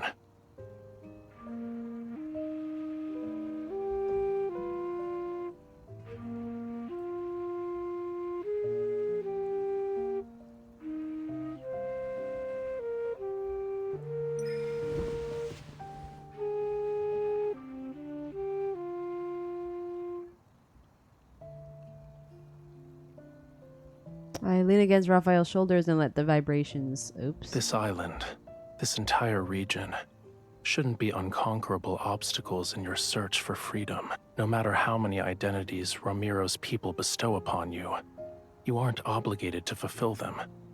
You need to be willing to accept those roles. One of those identities is the bride of the sea god. What if I don't want to be her? Then don't be. But I feel a bit reluctant to just let it go. I let out a long sigh and gaze at the lights that extend from around the temple to distant places. I used to love Ramiro. I wanted to protect it forever and save it from the prophecy. Unfortunately, it abandoned you. I'm just a tool to the citizens. I believe I will save their lives. Do you want all these people to disappear? If I said I wanted that, would you carry out my wish? If it would make you fall in love with me. I tried to imagine their deaths, but I doubt that will make me happy. What would make you happy then? When I don't respond, he hands me a long scroll. Those ladies in waiting delivered it. I look down and notice several ladies in waiting at the steps of the temple. They meet my gaze and bow nervously. I suppose they want me to preside over the rituals for the first day of the Sea Gratis Festival. I see. They're representing Ramiro in an attempt to win your favor. When the time comes, you'll have to confront many of the people who abandoned you. With apparent playfulness in his eyes, he brushes aside a strand of my hair that the wind had blown across my face. How will you respond? What would you do? If it were me... His fingertip moves down and rests over my trembling heart. I'd ask this heart about what could make it happy. I don't get it. Does he remember her now, or is he still like no memories of their past? I feel like that deep dungeon they went to, he remembered that they were like in love and everything, yeah. The toss of a torch adorned with flowering vines and seashells into the bonfire and the rise of dancing flames, the Sea Gratis Festival officially begins.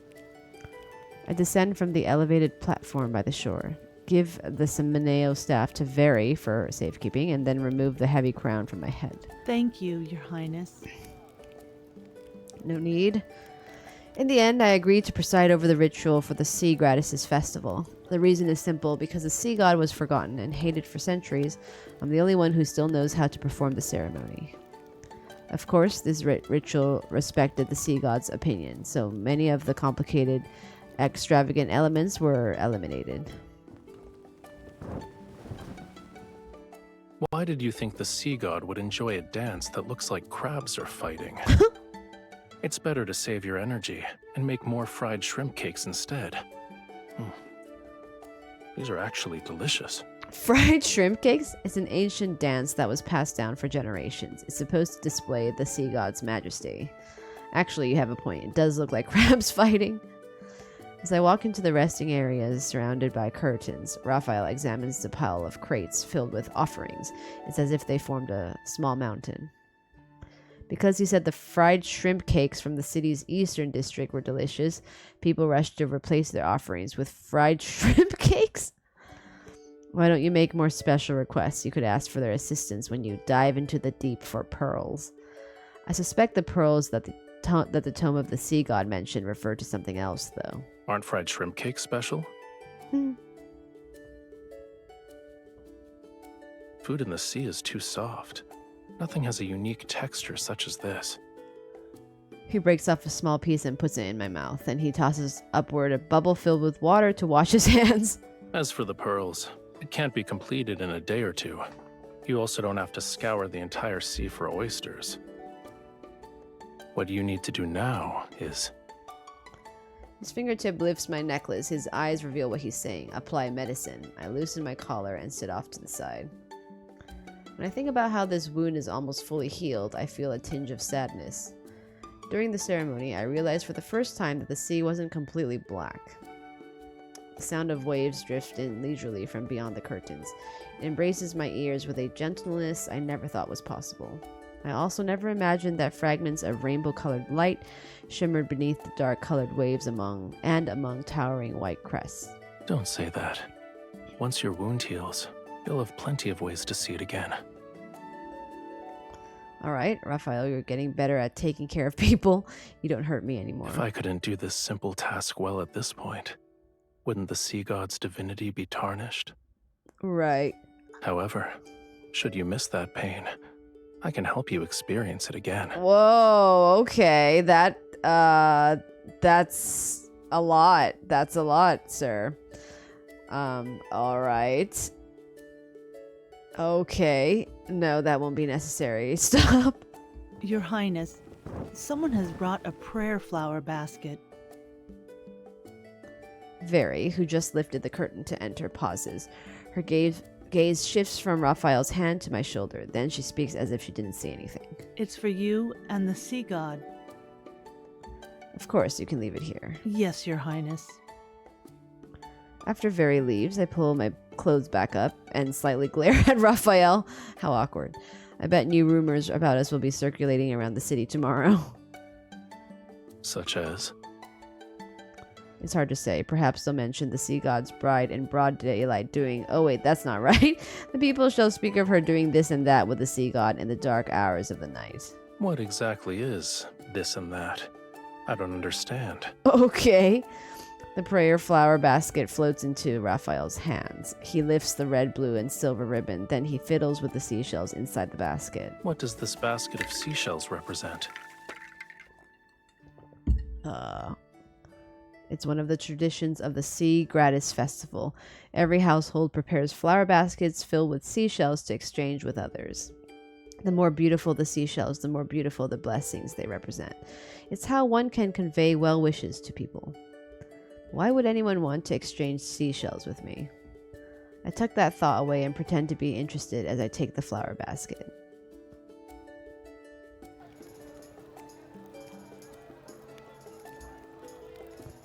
Having changed into lighter clothes, Raphael and I walk along the central streets of the city towards the temple. The moonlight and stars cast a blue glow across the night sky. They're like seawater, flowing along the horizon as they rise and fall with the clouds and mist. Try these crispy fish. They're delicious too, and crunchy. They're slightly bland. Is that so? Maybe the salty seawater has numbed your tongue? I told you multiple times already. I'm not always drinking seawater because I'm in the ocean. I drop a few coins, ignore the stall owner's somewhat bewildered gaze, and shove a bag of crispy fish into Raphael's hands. A decent number of people recognize us, but we tacitly ignore their gawking. When did they put the statue up over there? I saw craftsmen hammering away at it not too long ago. At the end of the path stands an exquisitely detailed, majestic statue of the sea god. He wields a trident as he stands above the white caps. 1, 2, 3, 4. Your abdomen is well defined. They're putting a lot of effort into flattering you, perchance a little too much. What do you mean? It's a faithful depiction. It's far more accurate compared to the previous sea god statues. The older ones were extremely imposing and masculine. Their beards were longer than their hair. When I heard your voice for the first time, I couldn't believe you were the sea god. You sounded too young. You're not wrong. You saw it yourself in the sea god's tomb. Those sea gods had flowing beards longer than their hair. That's literally what she just said. I take a moment to recall the statues I saw there. You're still the most handsome one. You have my thanks. That's cute. He raises his hand slightly, and the seashells placed near the base of the statue shimmer with a crystalline light. It's akin to a silent response from a god. Seeing my questioning look, he smiles. I still believe humanity's faith is fragile. The slightest touch can shatter it. However, the meaning of festivals is equally important, whether they are here or where Whalefall City used to stand. Just for today, I can let them be happy for a bit. It's not difficult.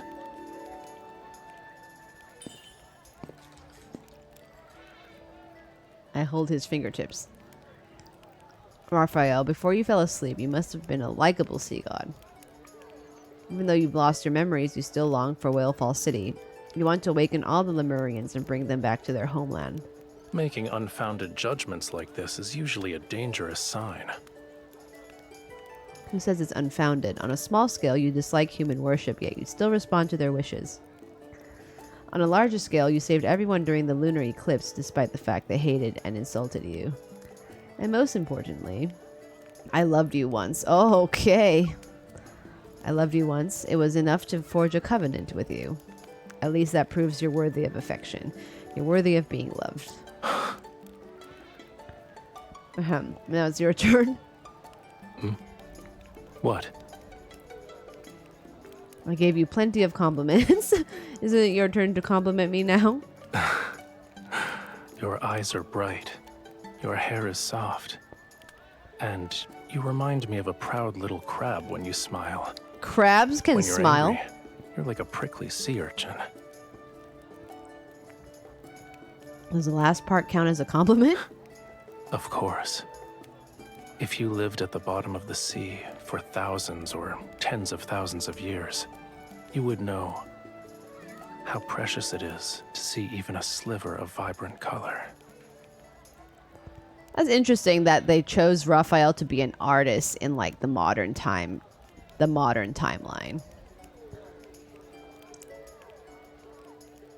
I lower my head and see a little girl slipping a pink seashell into my basket while taking another one. After we make eye contact, she immediately scurries back to her mother, who's a stall owner selling crispy fish. The stall owner struggles with how she should respond. Then she gives me a forced smile. See? The people here like you too. That's not it. It's whether it's belated guilt, cautious appeasement, or even more complex emotions that are impossible to articulate, I can't say. I haven't done anything to deserve their affection. It's because you're you. His hand covers mine and moves past the tricolor ribbon on the basket so his fingers can intertwine with mine. Oh, okay. Okay. All endearing words suit you perfectly. Okay. I'm moving pretty fast now.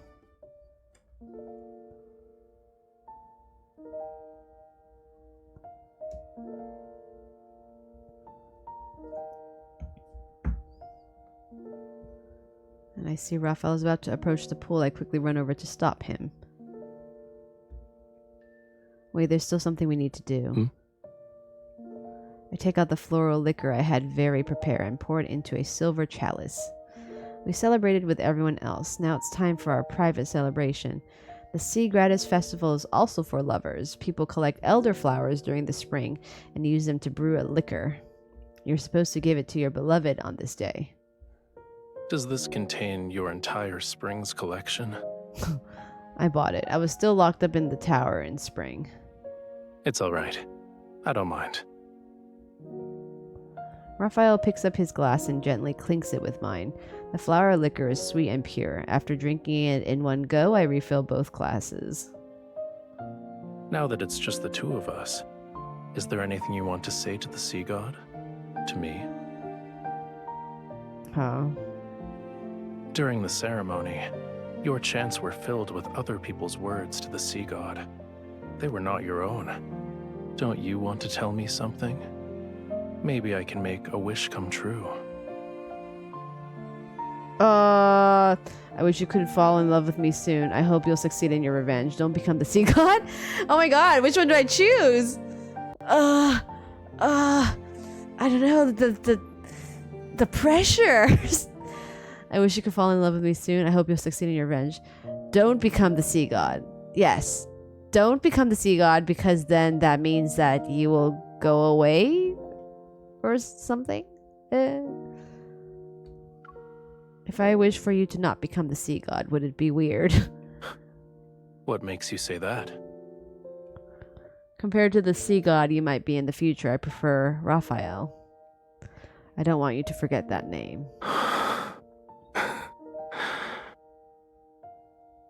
I'll need your assistance then. Help me ensure this name and these memories are deeply engraved in my heart and soul. Make it so erasing them is impossible. As our glasses clink and the floral liquor slowly disappears, Raphael suddenly holds out his hand to me. You told me that during the Seas Gratis Festival, humans exchange seashells to give blessings to each other. I've already given you a seashell. Shouldn't you give me something in return? I touch the seashell necklace around my neck. I rack my brain for what feels like ages, yet I can't think of anything that would be of equal value. I slip a pearl ring off my finger. I've worn this since I was a child. It's not the pearl that the Tome of the Sea God told you to find, but I'll give you a blessing that only belongs to this ring. May all your wishes come true. When that time comes, remember to take me to Whale Fall City. I heard that rings are often gifts that symbolize romantic devotion in the world of humans. Does this mean you've fallen in love with me? Right. Oh my god, are they gonna kiss? I contemplate his words for a moment before I lean forward and kiss the corner of his lips. Wow! What do you think? I think I need some more convincing proof. Oh. Okay. Holy shit. Alright. I guess they're making out right now. That night, the sound of the waves draw closer. Gentle, melodious music mixes with the laughter. As Fantasia sharks swim overhead, vibrant colors burst before my eyes. Someone reaches out to hold my hand. My veil is lifted, and I'm led towards the light.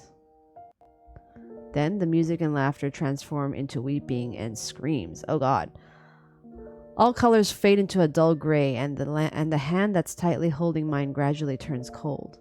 Seawater engulfs everything. The cold overwhelms the world, and even the last melody played on a flute sinks into deathly silence. What? Is this a dream? But that hand still doesn't let go of me. Hello, Larissa. Thanks for joining us. I'm in the middle of this mermaid myth. It's kind of intense. When the sun rises, come to the beach. I'll take you somewhere special. On the last day of the Sea Gratis Festival, I wake up and find a note Raphael left beside my pillow. Rosy daylight spreads across the horizon and paints the sky in distinctly warm colors, yet the wind carries an unusual chill. There's a smell. It's a repulsive, fishy stench. Oh shit. Oh my god. I swiftly draw my silver sword and block an attack that was aimed at my heart, yet something akin to sharp claws pierces my shoulders. Oh god. It's like a coiled tentacle that's covered in thistle-like barbs. They dig deeper into my skin while I struggle. It's been a long time, bride of the sea god. Oh no, it's this guy with his really bad acting. No! So that's where you went, Hawkern. You were waiting for me. Your trap is too obvious. Oh, the toxin from the barb seeps into my blood. My body becomes numb, but I doubt I'll die from it. Too bad. That sea god deceived you with a few empty words. You're still under his spell. Do you actually believe he'll save you? He'll only lead you to your death for his own selfish desires. His eyes gleam with malicious intent. As my consciousness begins to fade, traces of light are gradually devoured by darkness. Don't resist. Now then, follow me. Everything I've done is for Ramiro. I want to prevent it from following the same doomed path as the Lemuria. Oh my god. I honestly can't take this guy seriously. Like, they could have at least asked him to act a little bit more, I don't know, like, not like that. It's so distracting. Oh shit, we're getting to the end.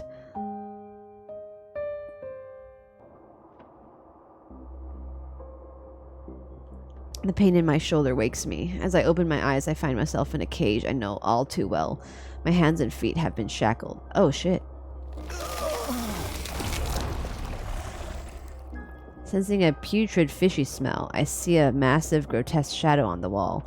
It's accompanied by sounds of something viscous being torn and peeled apart. Ew. I suddenly recall the spell he cast on me, the one he used to control me. Indeed, it's an ancient curse, but it's far too weak to control my bride. These magics can't be wielded by humans. Tell me where you found it. Ah, yeah. You're no longer human. So what? To save the Lemuria, this pain is nothing. Oh, is he a wanderer? With so many sea monsters parasiting your body, aren't you afraid they'll eventually devour you? You'll be turned into a real monster. The human body is too fragile. It's incapable of helping me in my quest to revive Lemuria. He's trying to revive Lemuria. I need a body powerful enough to let me live for thousands of years. Okay. But that sea god, he destroyed the body I had painstakingly crafted when he put me in that water prison. He forced me to devour more, and I turn into what you see now. Noticing the countless festering cracks and deformed joints on his hand, I feel nothing but shock and pity. Recalling his talk of Lemuria and the implications of his recent words, a theory forms in my mind. Are you a Lemurian? But you were born and raised in Ramiro. Lemuria was destroyed tens of thousands of years. Oh. Lemuria was never destroyed. He yanks the chains and I'm forced to look into his eyes that are filled with ominous darkness. It's sleeping. It's waiting for me. Once I kill that foolish, selfish sea god, I will become Lemuria's new sovereign. I shall resurrect Lemuria, the only civilization that's glorious enough to rule this world! Uh-huh. He seems to have lost his mind with his obsessive delusions and hatred for Rafayel. However, his words aren't complete nonsense. Test him. You want to return to Lemuria. It's the most beautiful place in the world, and the homeland of all Lemurians. Don't you love your homeland? Wouldn't you want to save it? I'm not passionately enamored with Ramiro. Despite my feelings, I pretend to nod and agree with him. I understand, but this doesn't have anything to do with me. Why would you kidnap me to save Lemuria? Don't you remember? Oh, is this guy the same voice as Dimitri? Oh my god, that was really bad too. But Dimitri wasn't as bad as this guy. Like, this guy, I can't. A tentacle tosses something at my feet. It's a small fractured stone tablet. However, I recognize it instantly. The Tome of the Sea God. It's very similar to the one in the temple. The patterns and text are almost identical. It is as if it was broken from that larger stone tablet. You are the only human who can communicate with the tome of the sea god. Go on. Read. This guy, I cannot take him seriously. His voice is pretty goddamn bad. Find a true love. When blessed with a true love's kiss, claim her heart by your own hand. A heart pure, flawless, and filled with love, the best offering can give to Lemurians. The prophecy from the tome of the sea god that I read, it was incomplete. Do you understand now? If the sea god wants to reclaim his power, he needs more than true love.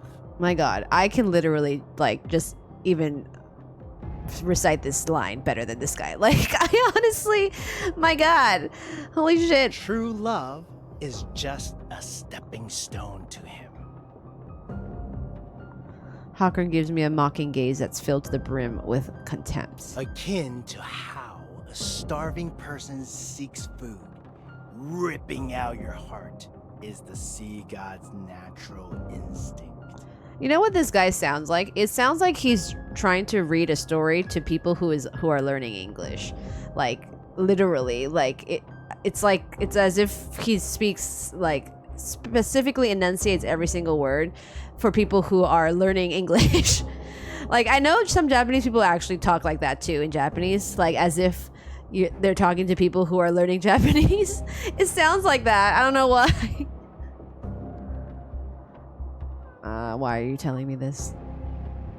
I'm trying to save your life out of the kindness of my heart. Hawkern, I've known you for at least a few hundred years. You can't lie to me. Oh, how long did these people live?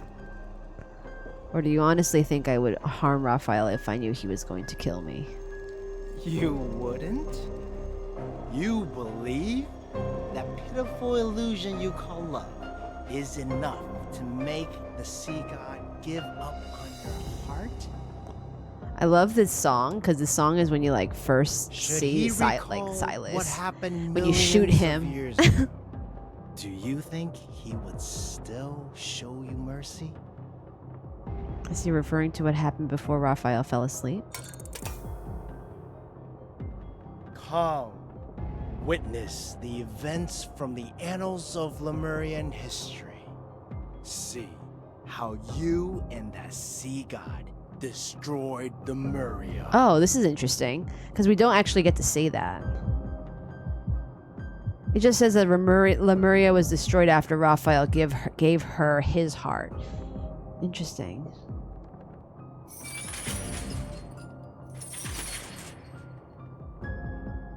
My mind is plunged into chaos, yet something gradually comes into focus. Are you willing to be my follower? Rafayel?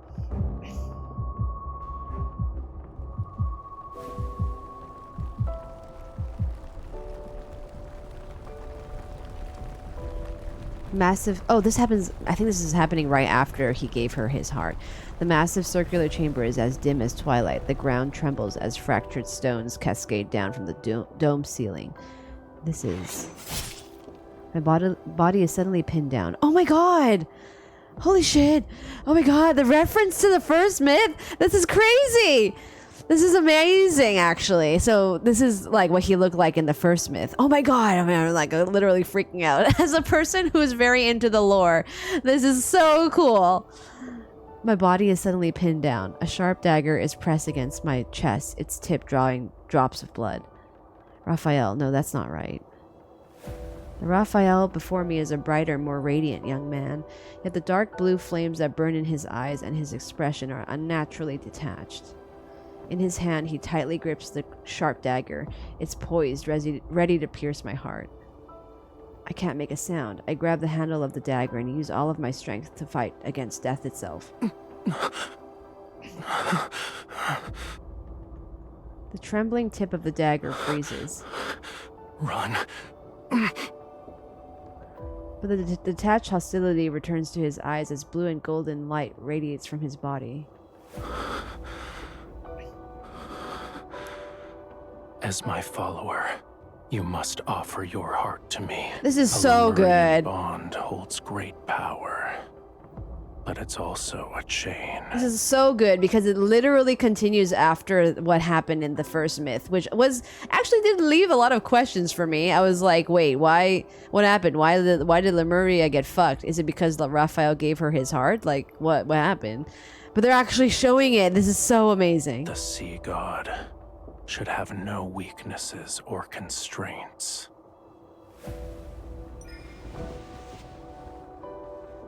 My struggle is futile. The blade sinks deeper into my chest. Oh, he actually... What? Blood falls as the pain spreads.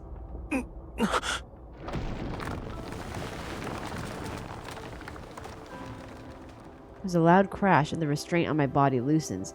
Raphael leans against a wall that's far away from me. Pain has contorted his face. Inside the stone niche burns a gentle yet feeble flame. It's so weak that a breeze could extinguish it. Stay away from me. Those dark blue and golden lights still surround him. However, the blue flames in his eyes have been extinguished, or rather suppressed. You cannot stay here. Lemuria's flame requires the hearts of our followers to sustain it. This is wrong. Should it continue, 'tis only a matter of time before I lose control and hurt you again. Oh my god. You must find a method that will allow it to burn forever. That shall be Lemuria's true path. Flame from the niche gently floats to Raphael's fingertips, then it transforms into countless delicate threads of light that flow towards my chest. Shocked, I try to break free, yet I find myself bound by these threads. A strange, warm power flows into my heart. There is a legend.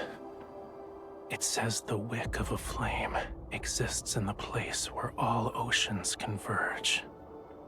Find it, and Lemuria will be enveloped in light and endure forevermore. What?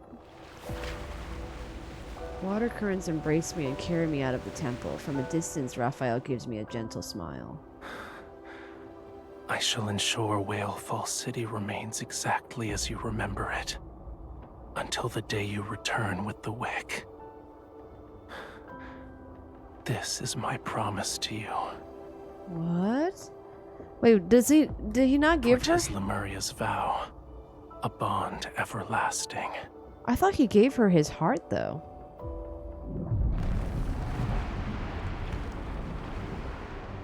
Despair and blood pervade the seawater as thunderous ruination buries all cries and screams. I desperately try to push away the darkness before my eyes, but it feels like my body is trapped in quicksand. The more I struggle, the more I suffocate. That human deceived you. She deceived all of Lemuria. A human stole our flame. Lemuria will perish. Why did the sea god deceive us?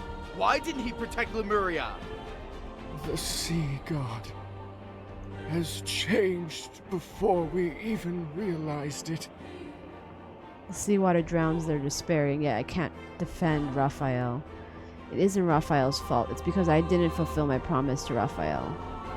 There was no wick that existed in the place where all oceans converge or at the end of the sea. Lemuria could never exist forever. Lemuria was a civilization that should have never existed. Destruction was its predetermined fate. The last god of the sea perishes. Along with Lemuria, they dissolve into the ocean. It's not a slumber, it's oblivion. He will disappear from this world. I will never be able to find him, see him, hear the songs he plays for me on the flute, or see his smile. My heart silently cries out, and it awakens the unwavering determination of my former self. I won't let Raphael die. I will save him. And the price that must be paid, it doesn't matter. Huh. In the violent, trembling deep sea, the Semineo staff I wield ignites. The cold flames illuminate the gaze that's a breath away from mine. Shock, sorrow, anger. I can't exactly make out the emotions in his eyes. I only see the mark of our bond on his collarbone. It's like a stream of blindingly bright, burning blood. Countless threads of light transformed into runes. I raise the staff and let a phantom pierce his body. I hear my own heart as I speak. Every single word is part of a merciless command. With the power of Lemuria's vow, Rafayel, you should be forever imprisoned here until Lemuria welcomes the opportunity for your rebirth. Oh! Until the world reaches that moment when you can be awakened. His divine gaze, once clearer than seawater, transforms into a black tide. It freezes when he looks at me. You betrayed me. Once the seal is complete, he keeps plunging into the depths of those abyssal waters. I hear a deafening sound as if the entire ocean is being split apart. Boundless black waves surge in front and from all directions. His dissipating figure becomes rain that falls upwards. I will cut out your heart with a dagger honed, my darling, and in love's name your heart will become my faith. Your body will be washed clean, shine like a pearl. I will care for your heart. I will care for your heart till we meet again and you reclaim it for yourself. So did she actually cut out his heart? Like, what is this, Davy Jones? Like, the last wisp of smoke dissipates and the bottle clatters to the ground. The tide of memories recedes as my consciousness returns to the cold, gloomy tower. Do you remember now? You stole the flame and sealed away the sea god, and he trusted you so easily. You are the ones responsible for Lemuria's destruction. My mind is still reeling from the impact of those memories. As I lift my head, my gaze focuses on the former Castellan. Then it shifts to the silent figure standing in the shadows behind him. Oh, Rafayel? I don't know when he arrived. However, his cold gaze has told me everything. He saw my memories as well. Hawkern continues his endless monologue, but I can only hear chaotic noise. I stare blankly at the figure before me. Our gazes lock and we freeze under the moonlight. My thoughts also seem to be frozen in place. We'll deal with him first. A faint whisper that only I can hear reaches my ear. I give a slight nod in response. He will kill you, cut out your heart, and leave your body out to rot. You will not receive a proper burial. If you want to live, your only option is to kill him before he can act. Your bond with him is your sharpest blade. You can order him to take his own life. As you can see, anything is possible. Yes, I remember. I was the one who sealed Rafayel. I try to speak as calmly as possible. But I'm also responsible for Lemuria's downfall. Why is Rafayel your only target for revenge? Don't you hate me too? Of course I do. However, I'm willing to let bygones be bygones if you kill the sea god. Remove my shackles then. Can I do anything if I'm like this? I lift my chin slightly. You better hurry, he's already here.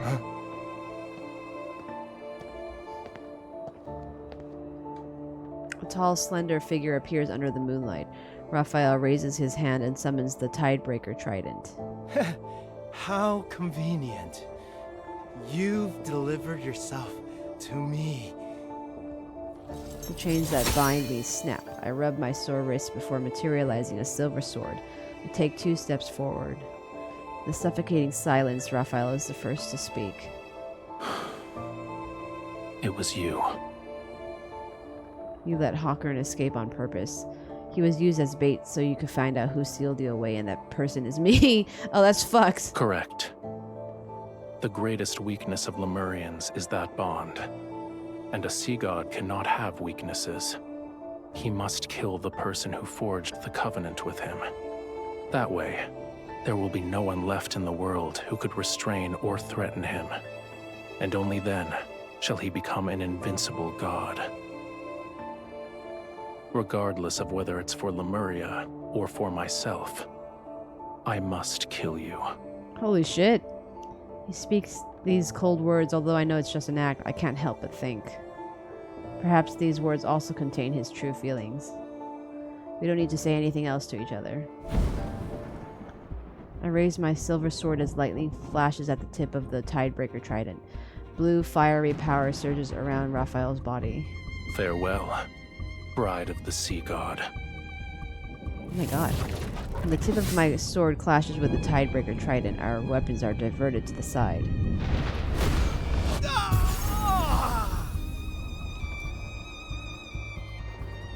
As the light fades, Hawkins' eyes are filled with terror, yet he cannot move. His body shatters amidst flying sparks. A putrid stench fills the air as viscous fluid seeps between the bricks and spreads across the floor. Don't taint Lemuria's glory with your disgusting ambitions. A man who lost himself to madness has no right to save Whalefall City. Ew. Gross. Your hand.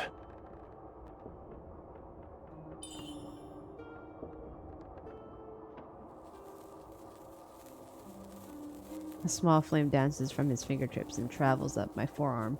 The fluid and bloody marks left by the shackles disappear. You are afraid of me. What's wrong? Did you think I would actually kill you?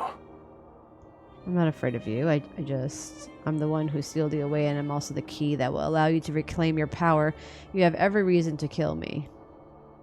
If I asked you to, would you willingly offer me your heart? I want you to answer honestly. I guess, yes. This heart has always belonged to you, and I promised it to you before, so yes, I'm willing to return it to you. Then why are you crying? Oh. I blink and realize tears are threatening to fall from my eyes. Being willing doesn't mean I'm not afraid of death, and I owe you an apology. I understand it can't erase a fraction of your suffering. His fingertip is cold as he presses it against the spot where my beating heart is. Our noses almost touch. We're so close that one breath would close the distance between our lips. What I want is a heart with pure and utter devotion. Its love for me should come from the very depths of one's soul. Do you think it is that? Oh my god, this is amazing. I don't have an answer for you. The acting is so good. Holy shit, Rafayel, my god. Even if it was, this heart now bears an invisible fissure that can never be fully mended. The answer is clear. Your heart is of no use to me. For now, at least. Go back. Your injuries haven't fully healed yet. You should get some rest. All right.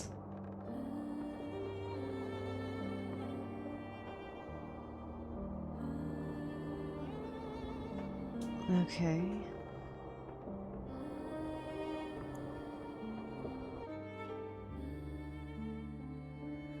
Holy shit.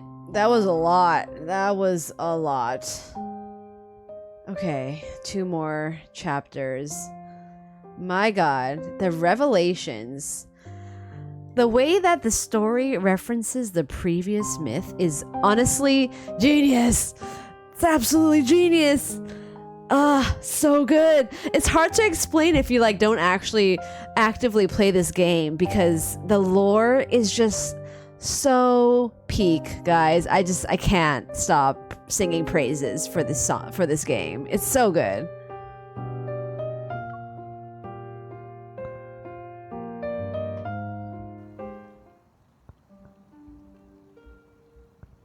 The path from the towers to the temple isn't long. Okay.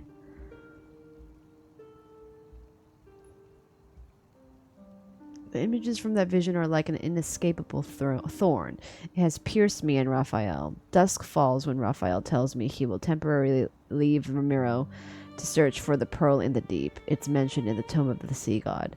We part ways on the beach. He dives into the sea, his tail catching the sunset's light in all of its beautiful iridescence. The waves and ripples will never settle. Likewise, I will never see him again. On the last night of summer, an unprecedented storm falls upon Ramiro without any warning.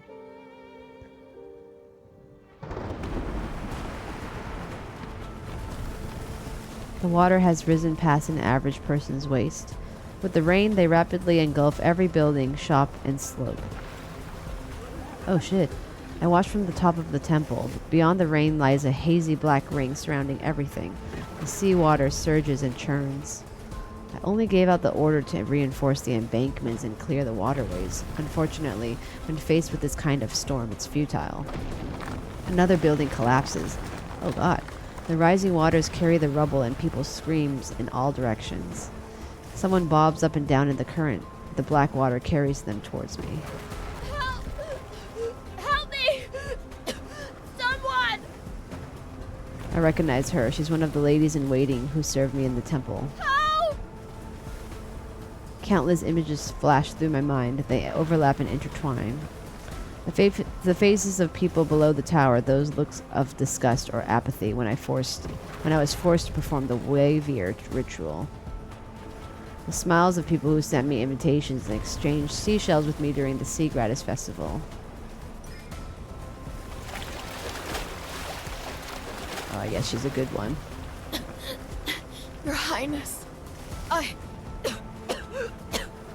Your Highness, thank... The nearest shelter is to the north. Go. Before she thanks me, I harshly interrupt her. The lady in waiting steadies her weakened body. Her eyes, once soaked in despair, flickers briefly with hope before it dims. The flood has washed away all the city's shelters. Aside from me, there are others who have nowhere to go. Holy shit. When I was 15, I oversaw its renovation with the intention of making this symbol of faith as solid as the heavens. It was designed to stand tall for centuries. Tell everyone to take shelter in the Sea God's temple.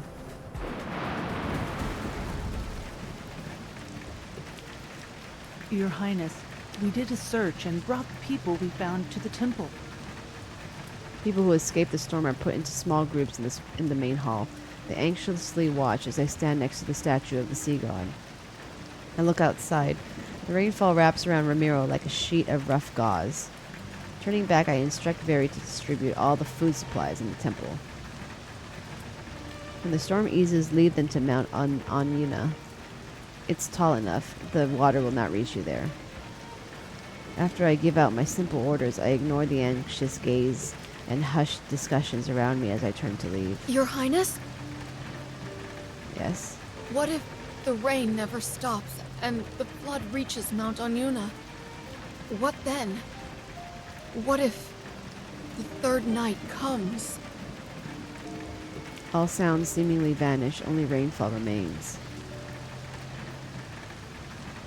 Gazes pour in from all directions like water. Everyone stares at me as they wait for an answer about their future. That day will never come. The third night hasn't arrived yet, and the rain will stop. Many people turn their heads to look outside. They're searching for the bright moon that hangs in the sky. The tense uneasiness in the temple has disappeared to some extent. As for how long this rain will last, that remains to be seen. Perhaps what they needed isn't a direct answer, but words that can serve as a pillar of support. Suppressing the many uncertainties in my heart, I look at the misty blackness beyond the rain.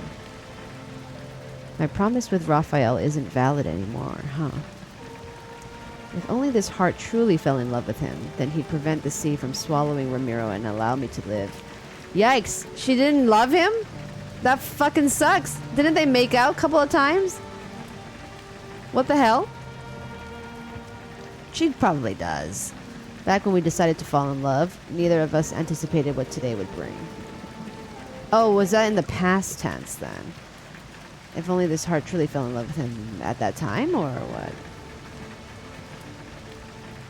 My heart aches as I grasp the necklace he gave me. But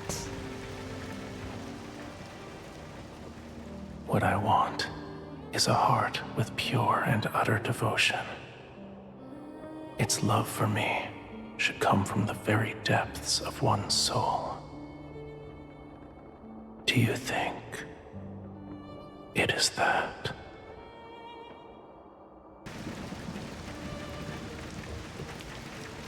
The acting is so good. I still can't give a definitive answer to the question Rafayel asked me that night. However, no matter what happens, I can't let Ramiro sink. I must survive until the day I see Rafayel again.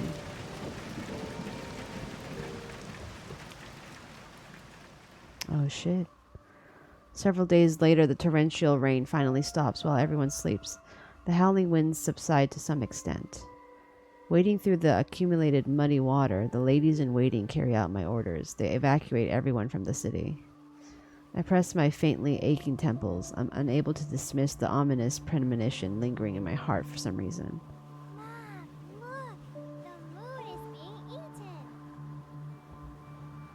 I look up. The moon has vanished without a trace. Oh, it's the eclipse. Moonlight drowns in murky gloom. With the blink of an eye, black clouds swallow the last trace of light from heaven and earth. The eclipse! The eclipse is here! The eclipse! No! Prophecy from the tome of the sea god! Ramiro is about to be submerged! After being momentarily stunned, I finally realize that there are no black clouds in the sky. A massive wave is rising from the sea. Oh shit. Very, take everyone back to the temple. But these feeble struggles are no match for the approaching catastrophe. The wave swiftly unfurls its deathly embrace over Ramiro. Oh my god. A loud sound suddenly explodes from the sky. For a moment, everything is as bright as day. Gold lightning cleaves through the massive wave. The waters flow back and reveal a familiar silhouette. The seashell necklace around my neck begins to shake violently. Rafayel? The massive wave collapses and large water splashes touch the land. Rafayel raises his tide-breaker trident and the scales on his tail reflect a piercing cold light. The trident is swung down with great force. Heavy storm clouds are transformed into scorching, powerful winds that sweep across all of Ramiro. Wherever the trident points, flames more brilliant than the blazing sun ignite across the water surface. The sea god? Is that the sea god? To control the currents and the tides, without a doubt, this is Rafayel's power.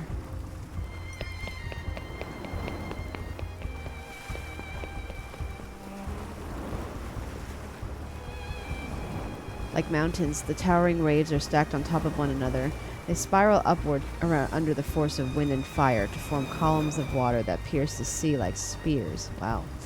The violent ocean is suppressed by the sea god's ferocious power. Fire clashes against the seawater that had rushed into Ramiro, and the sea is forced to retreat. Wow. I run toward Rafayel by stepping on the scattered floating debris that once made up a seawall. Only one thought races in my mind. Faster, I need to go faster. Ahead of me, Rafayel stands amidst unquenchable flames. His long hair is disheveled by the wind. Rafayel. Water and fire illuminate Raphael's eyes as he looks at me. Divine power surges in his gaze. It's as fierce as the turbulent current surrounding him. Not even a trace of my image is reflected in his eyes. You shouldn't have come here. Return to the shore if you don't want to be reduced to cinders.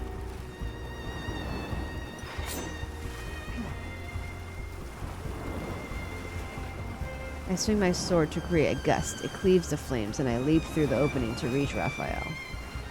Ignoring his trident that's positioned as a barrier before me, I grab his rigid arm and forcefully intertwine our fingers. This is exactly where I should be. Death will greet those who attempt to wield a sea god's power with a human body. And I'm the one who has a bond with a sea god. Oh, resonate. Interesting. Interesting. I won't die that easily. Oh, why does she do that? As soon as we resonate, a scorching heat that feels like it could burn everything spreads from Raphael's palm to my body. Divine power surges. At the same time, something else flows into my heart. In my daze, I realize it's everything Raphael has never put into words. In the dark depths of the ocean, the sea's ritualis hymn drifts down ethereally from the surface. It awakens his anticipation that has been suppressed for aeons. During one of Ramiro's short summers, the indifferent sea god's heart experienced pure contentment and joy for the first time. Oh, when it was with her, that's sad. After he left the temple with the excuse of searching for pearls, the waves undulated like his fluctuating thoughts. All that time we spent together, my feelings for him were never unrequited. Oh. Oh. Raphael supports my waist as he hugs me from behind. His embrace is scorching hot. Feel it. Now wield it as if it were your own. Divine power collides with my nerves. My blood boils as my eyes become the same color as Raphael's. Oh, interesting. They're resonating.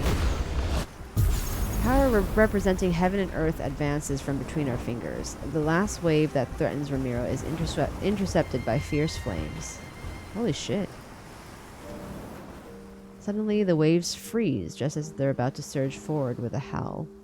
A beam of sunlight breaks through the thick clouds and shines upon me and Raphael.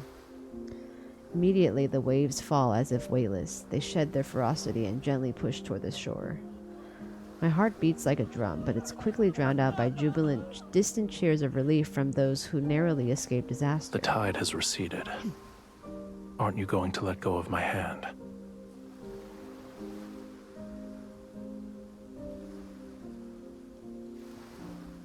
I turn my head. The burning divine power in Raphael's eyes slowly fades, and they return to what I'm familiar with. Tightly hold his hand, let go? I guess tightly hold his hand. I tighten my grip on his hand. What will you do if I don't let go? A long time passes, then he smiles faintly. Keep holding it. Oh, that's cute. Neither of us will let go first.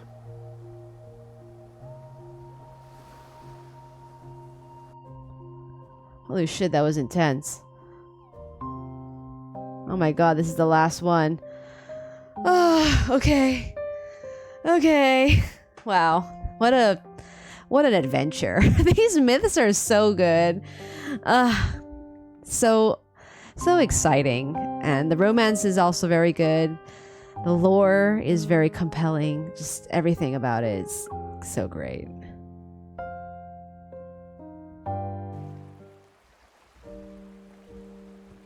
Houses that were once submerged reappear. The ships once swept away are pushed back to shores by the waves. People emerge from the temple where they sought refuge. They slowly begin to rebuild their home. After finding some medicine in the temple, I return to the shore by the port. Raphael is leaning against the wall, the rocks.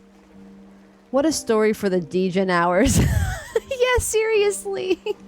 It's like 2 a.m. This is so good. What a story, man. It's not even over yet. His eyes are closed and the dim daylight covers his body. His complexion looks paler than it actually is. He's asleep. I dip my finger into the ointment made from gold feather algae, then I gently apply it to wounds on his arm. Although he appears all right at first glance, I soon notice several barely perceptible wounds on his body. Be gentle. It hurts. You called me fragile, but a sea god's body isn't that sturdy. Despite saying those words, my movements become slower. I treat his wounds with the utmost care. Weren't you searching for pearls in the deep? Why did you return? You thought I wouldn't? I thought you'd be upset for a longer period of time. I'm not upset. However, that doesn't mean I didn't care.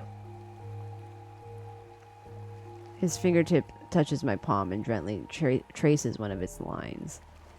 A Lemurian bond grows stronger with love. The deeper the connection is between the two parties, the more powerful it becomes.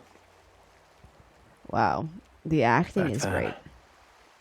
Our bond was so powerful that you were able to seal me away for thousands, no, tens of thousands of years. Holy shit. Only a love with such pure and utter devotion is capable of doing that. You haven't made peace with it. Sounds like you haven't made peace with it. Of course not. Suddenly lowers his head and bites my knuckle. What? However, I don't dare to pull my hand away. It wasn't a day, a month, or a year. What I endured is longer than what a human can possibly comprehend. Millions upon millions of years. What? How could I possibly let you off so easily? Of course, you need to avenge yourself by never leaving me again. Yeah, his voice acting for this one, my god. I heard you protected many humans. What does he mean by millions of years? Was it just a saying, or did he actually was he actually bound in that ocean thing for millions of years? I still don't like Ramiro, but I can't bring myself to watch it perish. You didn't do anything wrong. Watching your kin march toward their demise is a pain more excruciating than dying. You didn't force yourself to endure that suffering. Well done. Why is he whispering? Immediately his tone shifts as he put on a faux serious expression. However, I do have objections in regards to letting those humans turn my bedchamber into a filthy mess. It's not that bad. At least your pool was cleaned. I already ordered a few people to clean it. I promise your bedchamber will be spotless. Good. He pushes himself up, but he pauses as he's about to stand. What is it? It's nothing. Hmm?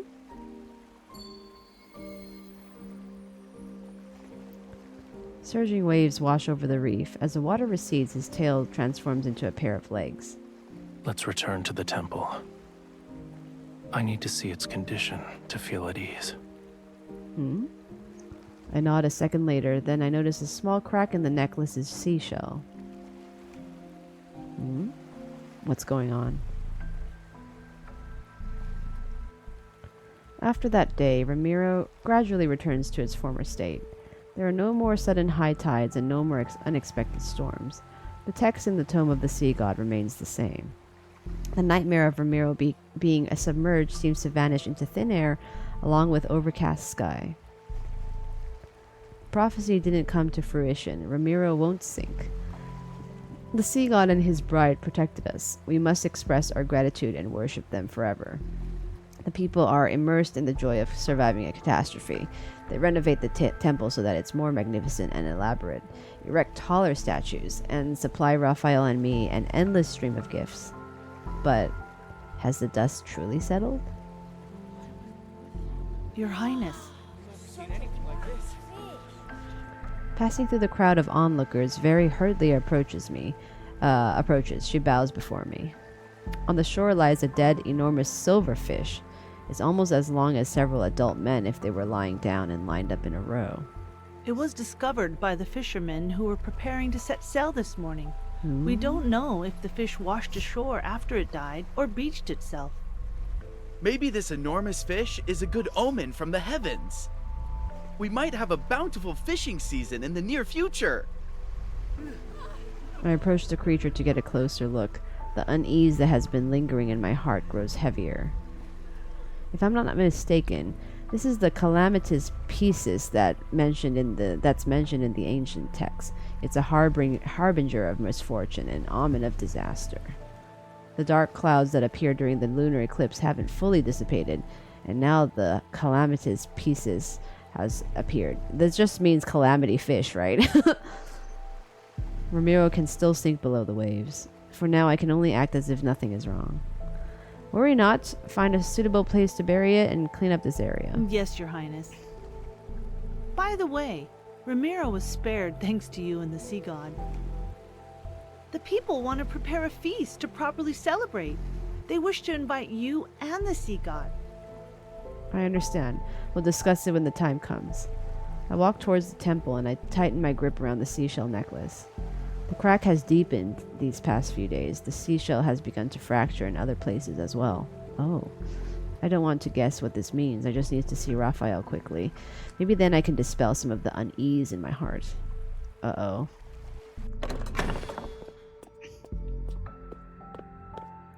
Rafayel, I need to ask you. Rafayel?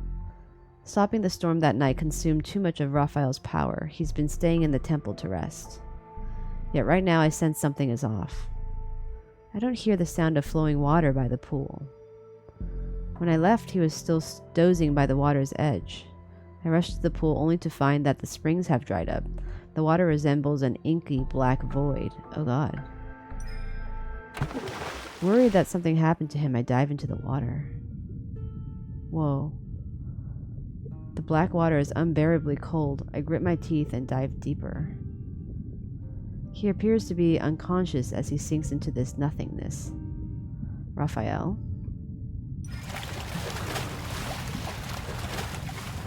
Mustering all the strength I can, I grab him. However, I'm not strong enough to pull him up. This won't work. I need to wake him up. I steady my breathing while I press my hand against his chest. I try to resonate so I can awaken some of his power. Yet time passes. There's still no response. His power is like the dried up spring. While with most of it gone, it cannot respond to my resonance or voice. Why is it like this? After the initial shock, I'm momentarily at a loss. Then I notice the churning currents rushing into the deep. A bold idea appears before me. There's a location that's closely connected to the sea god. I hold the unconscious Rafayel tightly against me and swim in the direction of the current.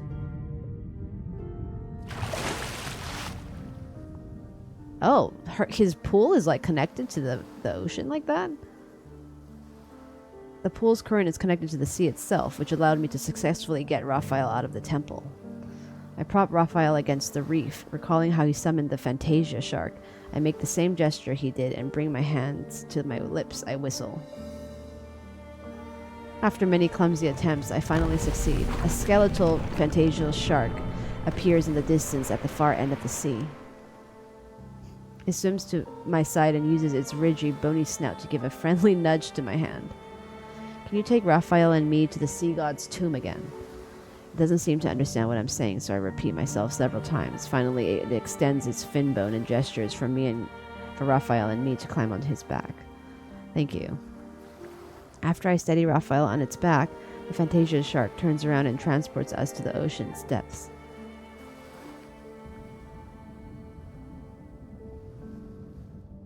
Unexpectedly, we arrive at the sea god's tomb with ease. Maybe it's because Rafayel has already passed the trial.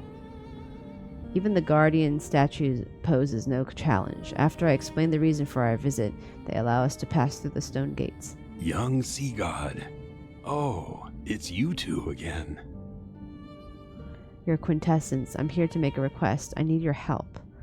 The statue of the sea god with a long beard lethargically lowers his weapon. He slowly turns his head to look at the unconscious Rafayel. He is about to fade from existence. Why? He still needs to reclaim his true power. Yet he almost exhausted the small amount of divine energy he possesses. Oh shit. What did he do to end up in such a state? What a shame. He will become the youngest sea god to fade away in our history. Damn. Several more sea god statues move out from their stone niches. They soon join the discussion. Is there a way to save him? He can't fade away like this. Of course. He needs true love. It's like He Ariel, needs a heart Little Mermaid. that loves him unconditionally. When he obtains the power to protect Lemuria, and the ocean recognizes his ascension to godhood, he will live for a long, long time. An almost immortal life. Almost immortal. This is the only way to save him. A heart that loves him unconditionally. I recall the hidden prophecy from the tome of the sea god. A heart that's filled with love is the best offering for a Lemurian. Will my heart be enough? Can my heart save him? The sea gods speak in hushed tones. Then the statue of the sea god with a long beard extends his hand towards me. Are you willing to try? Of course. It will hurt. Bear with me for a moment. Oh my god. The ancient sea god clenches his fist and a sharp pain shoots through my heart. As he guides the process, several threads of gentle light are drawn out. Strand by strand, they float into Raphael's chest. Enduring the lingering pain, I place my hand over him and try to resonate again. There's a response. Your pure heart and the devotion from your love is enough. Oh shit. That's However, why she has to cut out her it will heart. dissipate into sea foam once you give up this heart. Literally is Little Mermaid. That decision is yours to make.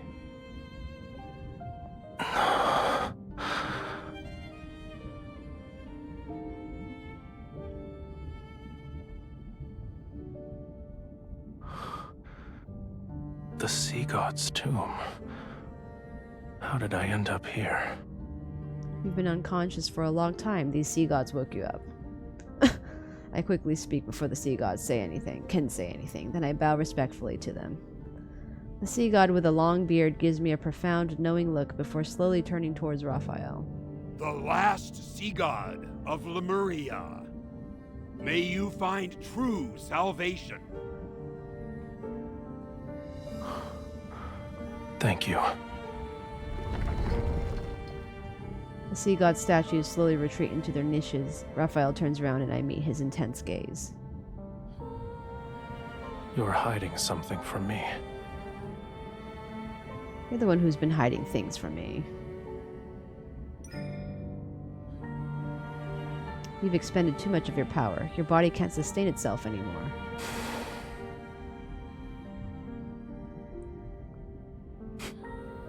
Are you underestimating me?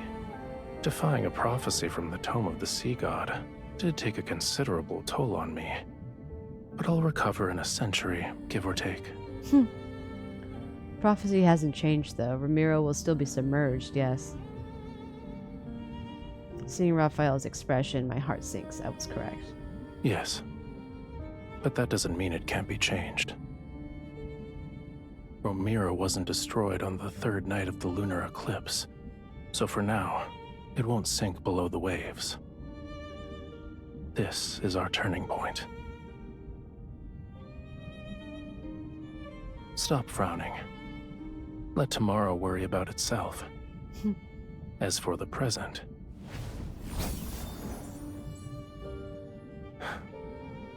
it's almost dawn. We might be able to watch the sunrise as we head back.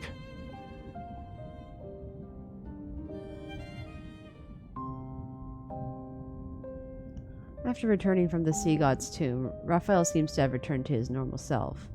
The water in the pool has become clear again. He also doesn't spend the entire day inside the temple. Instead, he enthusiastically takes me along to explore Ramiro's streets, alleys, and the wilderness. Just a tiny fragment of this heart's power is enough to revitalize him. Interesting. This is interesting in a bigger lore perspective, because this girl, the MC, is literally like creation itself. So even if she disappears and sacrifices herself, she will reincarnate or be revitalized elsewhere. So her heart has maybe like the power to, I don't know, like bring people to life again and create life or something like that. It's very interesting in a like a bigger lore picture. If he received an entire heart, perhaps I'm still selfish. Faced with such a choice, I still cannot let go of my desire to live. But time is cruel and doesn't give me the opportunity to hesitate. After a night of rain, dark clouds once again spread across the sky above Ramiro. The time Raphael spends sleeping in the water increases with each passing day. Oh. And my necklace's seashell has developed a deeper, longer crack.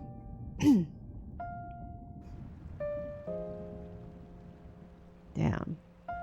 Raphael, the sky has cleared. Should we go to the foot of Mount Onyuna?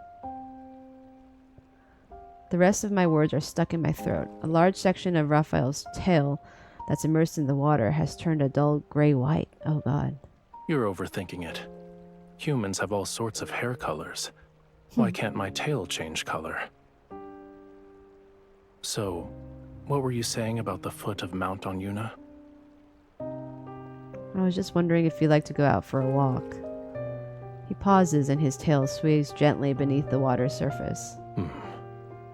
I'm not in the mood. You can't turn your tail into a pair of legs anymore? Oh shit. Your imagination is getting wilder by the day.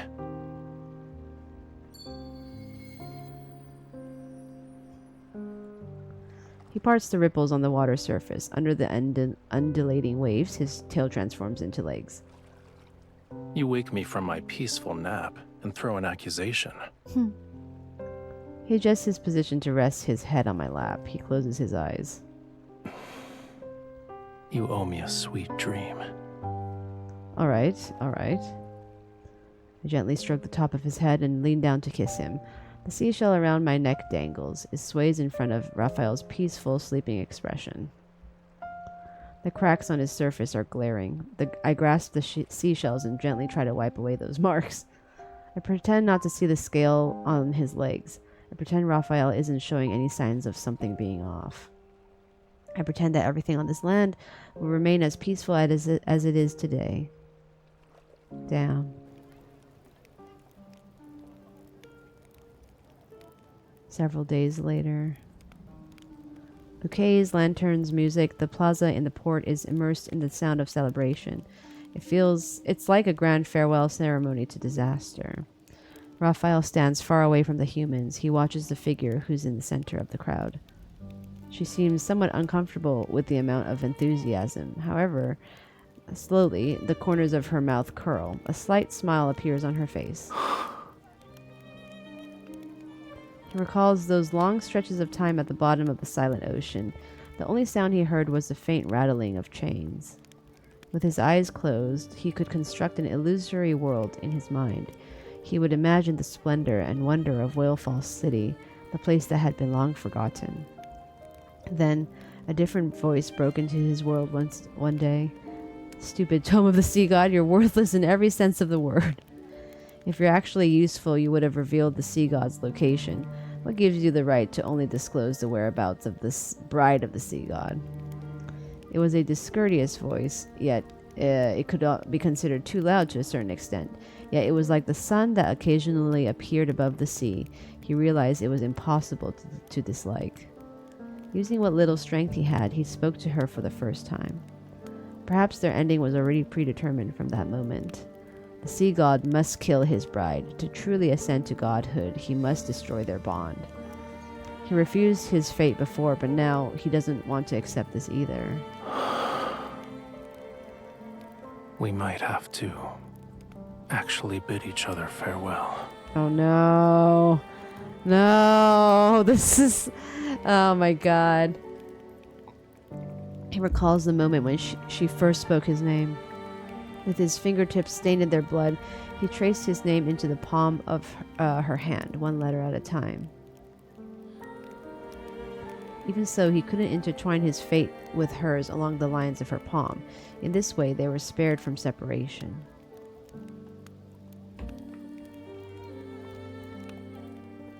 I need to leave Ramiro again. We won't be seeing each other for some time. I frantically search for Raphael's figure in the crowd, but I only catch a message the sea breeze carried to me. Fortunately, our bond guides me to him. In a lit corner, I catch Raphael's fingers. You were in a hurry. Are you scared I'd leave without saying goodbye? Where are you going? I'm just looking for pearls. Once I recover that part of my power, I'll return. I don't believe you. His life force is fading away at an alarming rate. Under the illusion of an intact seashell lies a reality, with cracks becoming increasingly more severe.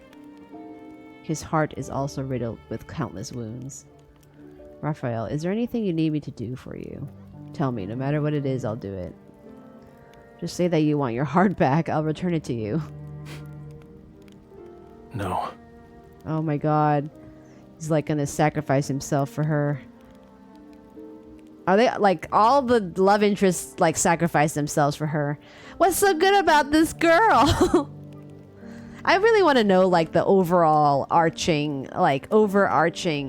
character lore for the MC. Like, what is she? Is she like the, I don't know, the universe itself? Like, who are these guys? Why do they care about her so much? It's like, it's just fascinating.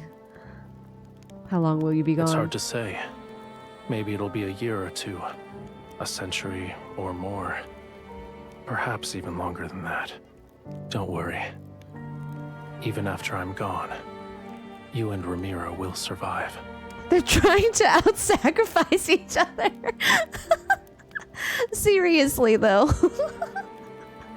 Like, Silas sacrificed himself, and then Raphael's gonna sacrifice himself, and Caleb also sacrificed himself. Like, everyone is sacrificing themselves, man. Zane is also sacrificing himself. Like, what the fuck? What's so good about this girl?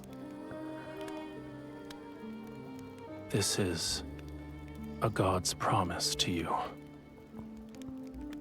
Like, I want to know what's the overarching backstory for this girl. Like, why is she so, you know, hot shit? Like, why do they all want to sacrifice themselves for her?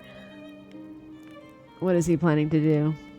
If he's making this kind of promise, it means he'll do something that I don't want to imagine. I won't be able to accept it. He's basically going to sacrifice himself for her.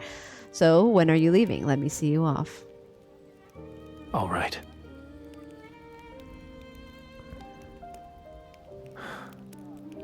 I'll wait for you at sea. My finger's nails dig into my palm. The hesitation that swirled in my heart has finally crystallized into resolve. I will fulfill the promise I once made. Well, at least she sacrifices herself for him. Which is also sad. Oh, it's a cutscene. Oh my god, it's happening now. Oh my god, this is gonna be sad. I can feel it. It's a simple melody, yet you still haven't learned it properly. I'm so ready for the underwater kiss. FF10 vibes, guys.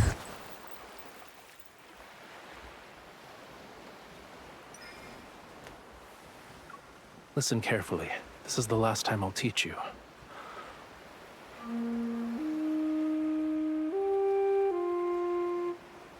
Oh my god, this is fucking beautiful, man. Holy shit.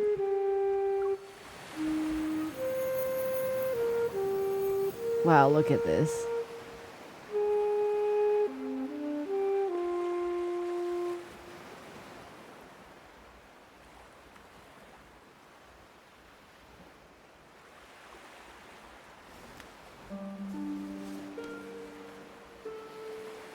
Oh, this music, no!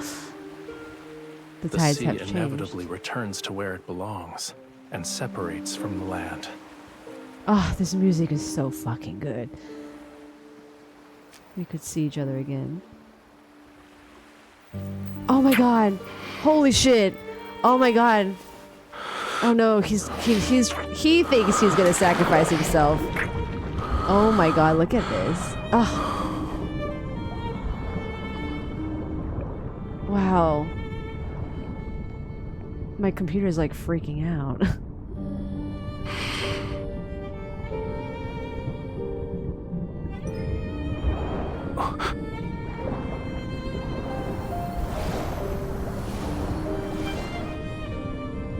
But you know what? Even if they're not Titus and Yuna, well, I mean, like, look at this though. Ah, look at this. Holy shit. Oh, this is beautiful. You want to say something else? Pray to the sea. I hope every ocean current carries you to bright, warm places. Oh my god, that's sad. The sea heard your wish.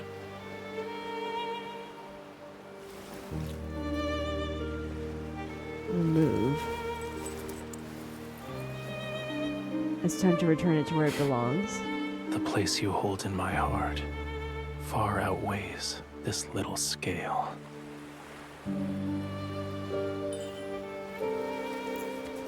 Because of my selfishness. Whoa, I couldn't even read that. Oh, shit! Wow, hell yeah!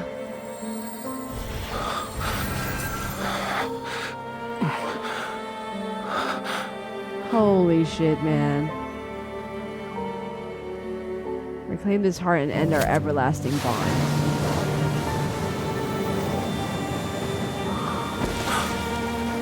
No, I refuse to accept this betrayal. Oh my god. Oh my god, this is great. This heart can save you and Ramiro. The sea god doesn't need this heart. Our bond, it cannot end this way. I won't allow it.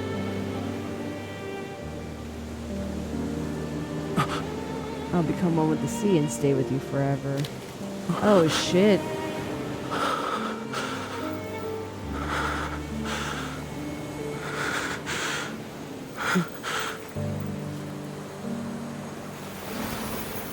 Oh my god.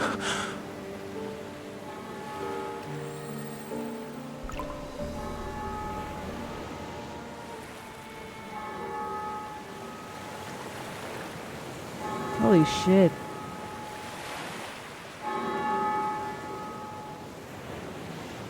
Wow, that was a beautiful cutscene.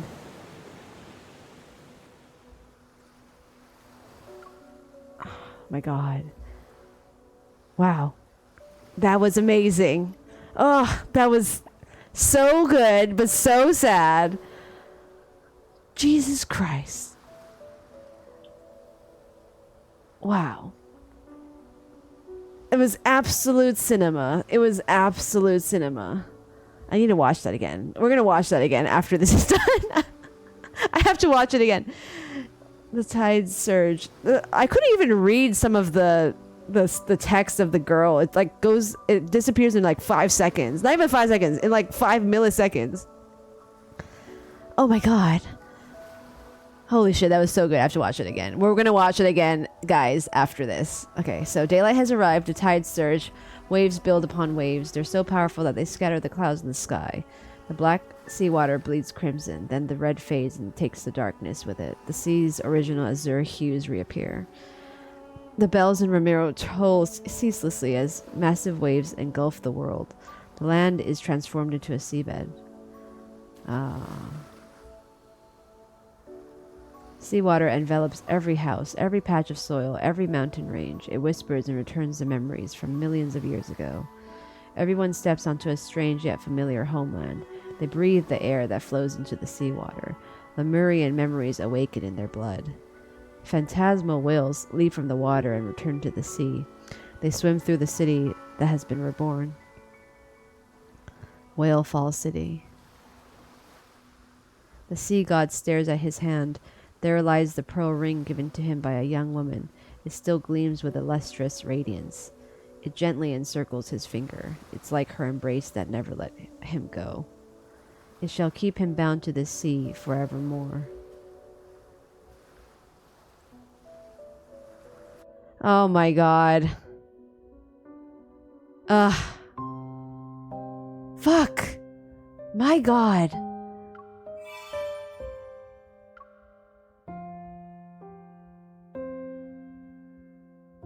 He found another romantic soul just as he had wished and fell in love under the gaze of waves and moonlight. That was depressing as hell. I'm afraid of the next myths of the remaining love interests, especially Silas. Infold keep upgrading themselves for the myths. I completely agree. I think the next Silas one is gonna just make, like, ruin us. I can't wait to see cry. I cannot wait to see Silas cry. I really want to see that. I just want him to break. Because he's like the kind of guy who you haven't really seen make that much, like, scared emotion. Fucking love that. I love that kind of trope. Okay, let's watch that kindled. Damn. That was so good.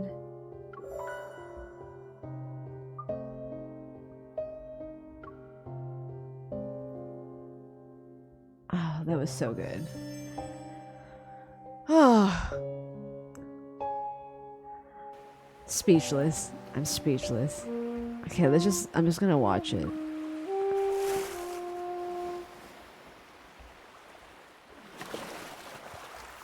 The way they animate this shit is just so It's a good. simple melody, yet you still haven't learned it properly.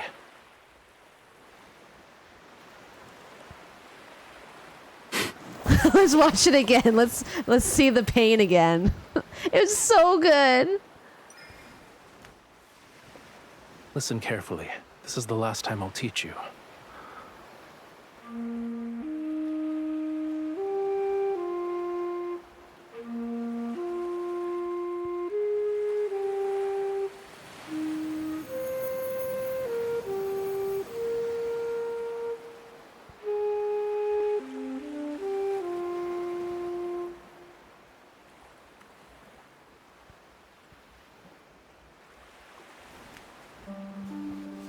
Ah, the music.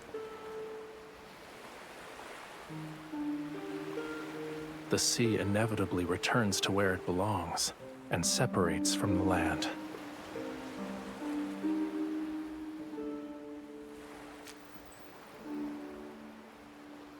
It's sad because oh my god. It's sad because he thinks that he's gonna die, but he doesn't know that she's gonna die. Fuck.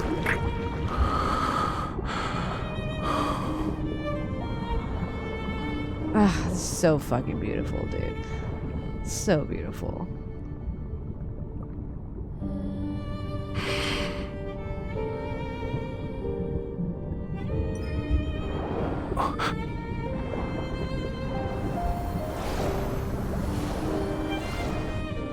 I wish my computer wasn't freaking out.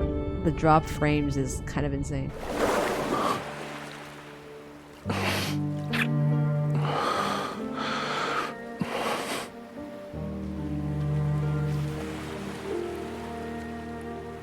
You want to say something else?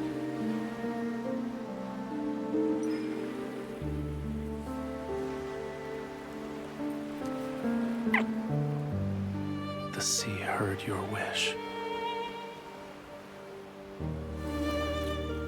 The music is just so good, guys. I can't. This game is amazing.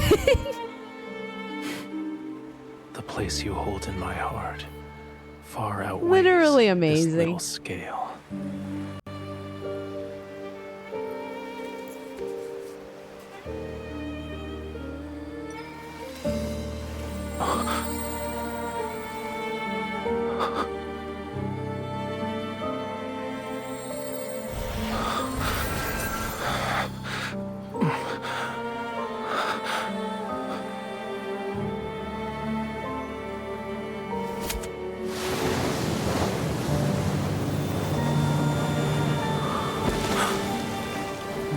I refuse to accept this betrayal.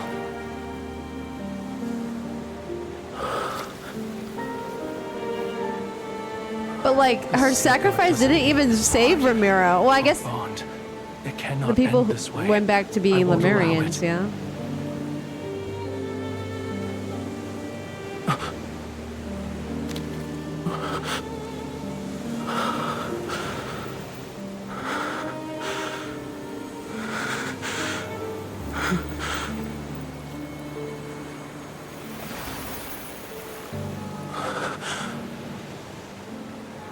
You know what we got? What we got to do, guys? We got to watch this one more time, but in Japanese. We got to listen to it with Alphino's voice actor.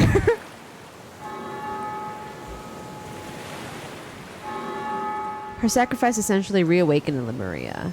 If they didn't awaken and Ramira got submerged, they probably would have all died. Oh, so they all remembered like, oh yeah, actually, we're all Lemurians. That makes sense. Okay. We're gonna watch that one more time, but we're gonna watch it in Japanese.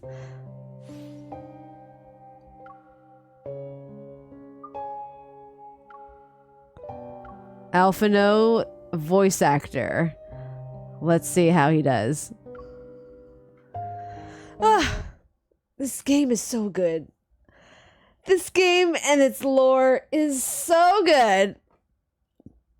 just cannot stop singing praises for this game. It's just honestly fantastic. Homura Vire is better at the crying part. Oh, really? Okay. I'm excited. As long as my computer will not freak out. Hopefully it doesn't freak out. Hello? Okay. He's the voice actor of Alphino from FF14. I can't really unhear Alphino, but you know, let's just see how it goes.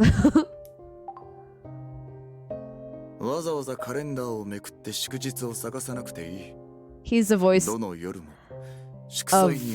誰だっけ? Tengen from Kimetsu no Yaiba, Demon Slayer.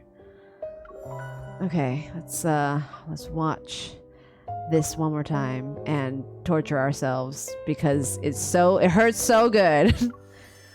All right, Japanese playthrough. Let's go.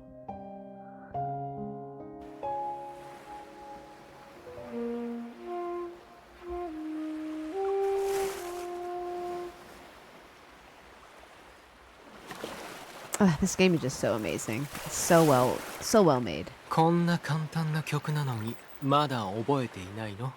It sounds like Alphino to me. It's just maybe a little older Alphino.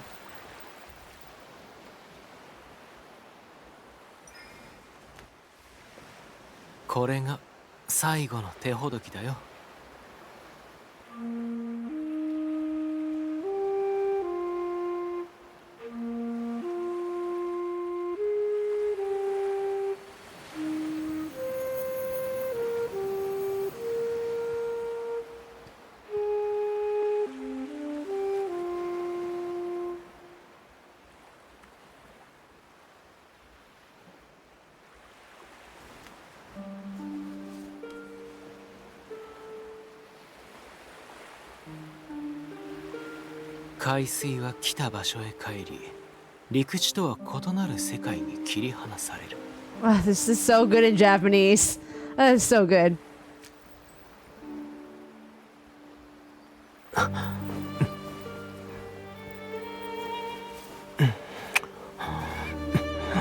This is amazing. This is amazing.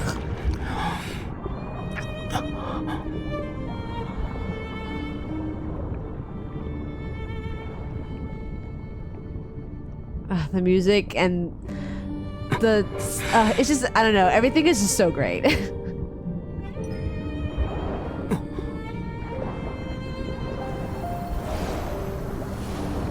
Yeah, because he thinks he's gonna die. He knows he's going to die, but he doesn't know that she's actually gonna sacrifice herself. That's why it's just genius. The moaning is a bit much.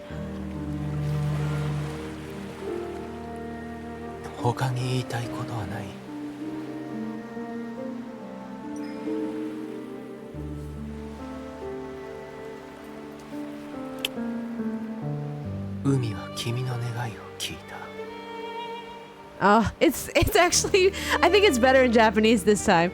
Oh my god, it's so good. Fuck. I'm like tearing up.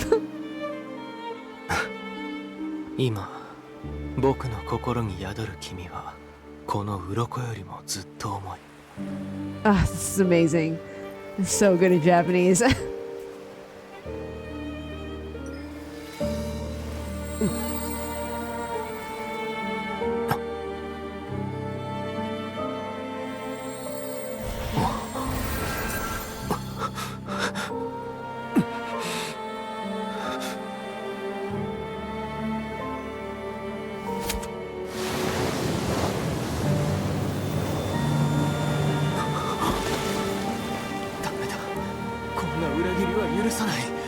So good.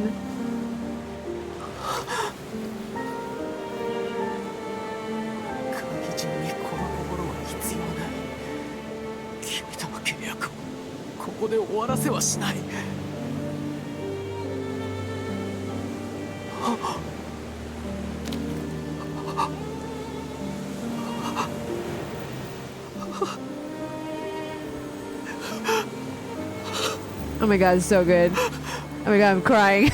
Tearing up, literally. Fuck.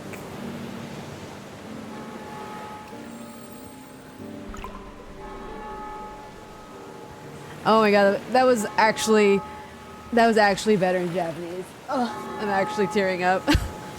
Oh fuck.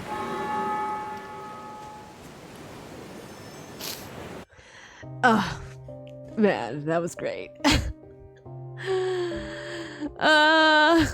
The English was really good, but I don't know, just something about like the Japanese, the way that they set the script in Japanese just felt a lot, I don't know, like really natural. I don't know. That was just amazing. It got me. At first I was like, oh, it's okay. I'm not like that sad about it. But then when I listened to the Japanese version with Alphina's voice actor, I'm like, okay, actually, I'm like tearing up. Thank you, Mystic Samurai King. Wow. Wow. What a myth. What a myth, guys. This is sad. Like, I need to fucking cleanse this shit, man. I need to cleanse this. Let's watch this together. It's just, this is like their happy time, okay? Like, this is at least like there is another kissing in the ocean scene. Let's watch this in Japanese. I've actually never watched it in Japanese. It's okay. They still come back. You know, they still come back. She died, but they still have a happy ending. I think. I'm actually not sure. We don't know what happens after in the MSQ. Oh, that's so cute! He calls her Ojo-san. That's cute as shit. Wait. Actually, I need. Sorry. I'm really annoying. I have to watch this with her correct hair. I need her to be that hairstyle. I need them to have a happy ending. Just let me be, guys. Let me be. I will change her hair really quick.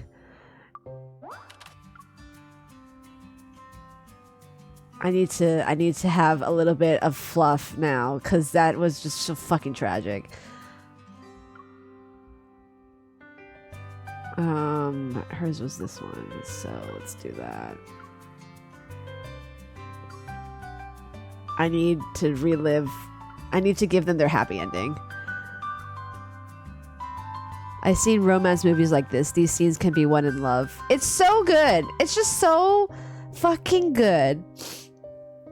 Okay, sorry. I just need them to have their happy ending. Okay, guys. I just like let me be. We're gonna watch this together. I know the birthday card is super cute. I know. I actually pulled for his birthday card because that was actually like one of the first times I started playing Love in Deep Space.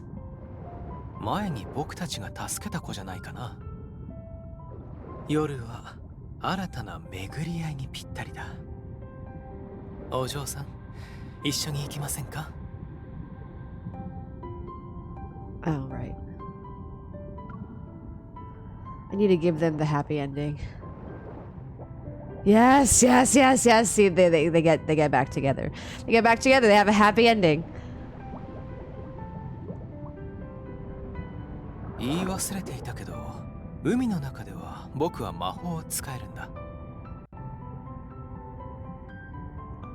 His voice is very nice.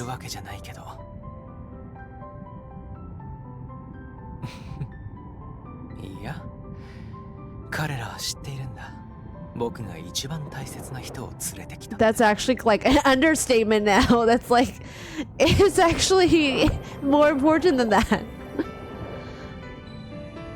Oh my god, yes. Oh my god, I'm gonna cry now. With the context, it's fucking not okay.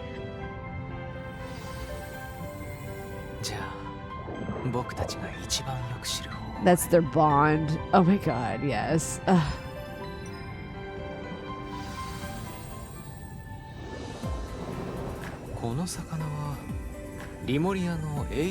Oh my god, the Covenant. Oh my god. I just...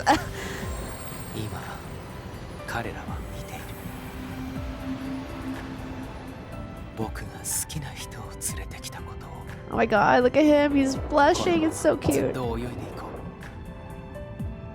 海が本当のピンク色に染まるまで。 Yes, a happy kiss. So fucking good. Oh shit. Teared up, man. This is. I'm going to see Raphael very differently now. Fuck. And his main story is coming up soon too, right? He's supposed to be having a update with Xavier for the main story. So what is gonna happen? Oh my god. Raphael, I literally thought he was a piece of shit in the beginning when I first started playing Love and Deepspace, but now he's definitely like my number 2 favorite character. Like him and Zane. Maybe I actually like Raphael more than Zane right now. I mean, like, I'm sure that Zane's third myth, when I watch it, I'll be like, wow, okay, Zane and Raphael are like tied. But at the moment, that was too good. That was too good, guys. Well, I hope you enjoyed watching Love and Depression with me today. This game is fantastic. It's absolutely a masterpiece. And that's just one character. Silas himself is a masterpiece. Xavier is great. Zane is also great. Caleb is also great. Like, they're all so fucking good. They're all so good. This game, I know we never are gonna be beating the Gooner allegations, but when you go deeper than just surface level, the game and its lore and character development and world building is just fucking one of the best I've experienced in a really long time. If it was a console game, if this was a console game and there's like, I don't know, like a story that's told like in a cutscene kind of way, instead of like a visual novel format, it would be a fucking amazing AAA game if it were ever to be that. But in the meantime, just gonna be admiring it. Okay, guys, but I think I'm gonna finish my stream here. This was a lot. Raphael, I'm just so sad, but I'm glad that they find each other again, you know? Despite the sadness, it like still has a sort of happy ending as of now. Not sure what's going to happen after for Raphael's MSQ update, which will happen, I guess, later next month or something. But yeah, that was just the third myth is going to be insane. Yeah, I don't even know what Silas is going to be like. It's going to be probably tragic as hell, but beautifully tragic. I love how they're showing more emotions for the love interest now. Like, I want them to just break down, you know? I want to see them cry. As weird as that sounds, I love the angst. It's so good. It's just, look at Raphael.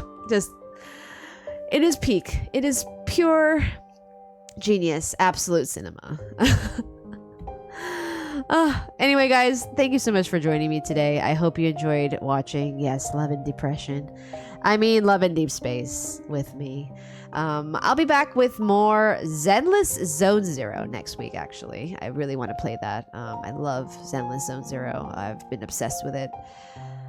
And yeah, I know that Love and Deepspace is going to have another update with a banner of like some rumored wedding or whatever, or like a nighttime formal banner, which I will be at Anime Expo when it drops, so I probably won't be streaming it, but I will definitely be posting about it on Twitter. Believe me. This game is just so good. Mystic Samurai Knight, I sense a romantic feeling inside my heart. I'm getting inspired by one of these scenes. Hell yeah. It's so good. It's so good. Even if you're not like, you know, into this kind of otome type of game, it's still something that like anyone can appreciate. Just the emotions and the artistry of it. Like the way that it's just animated. It's just so breathtaking. It's so good. Anyway, guys, I'm gonna go and finish up stream now. It's almost 3 a.m. in Japan. I hope you enjoyed watching this with me, and I will see you guys in the next stream. Thank you so much. Have a wonderful day, wonderful night, wherever you are. Bye!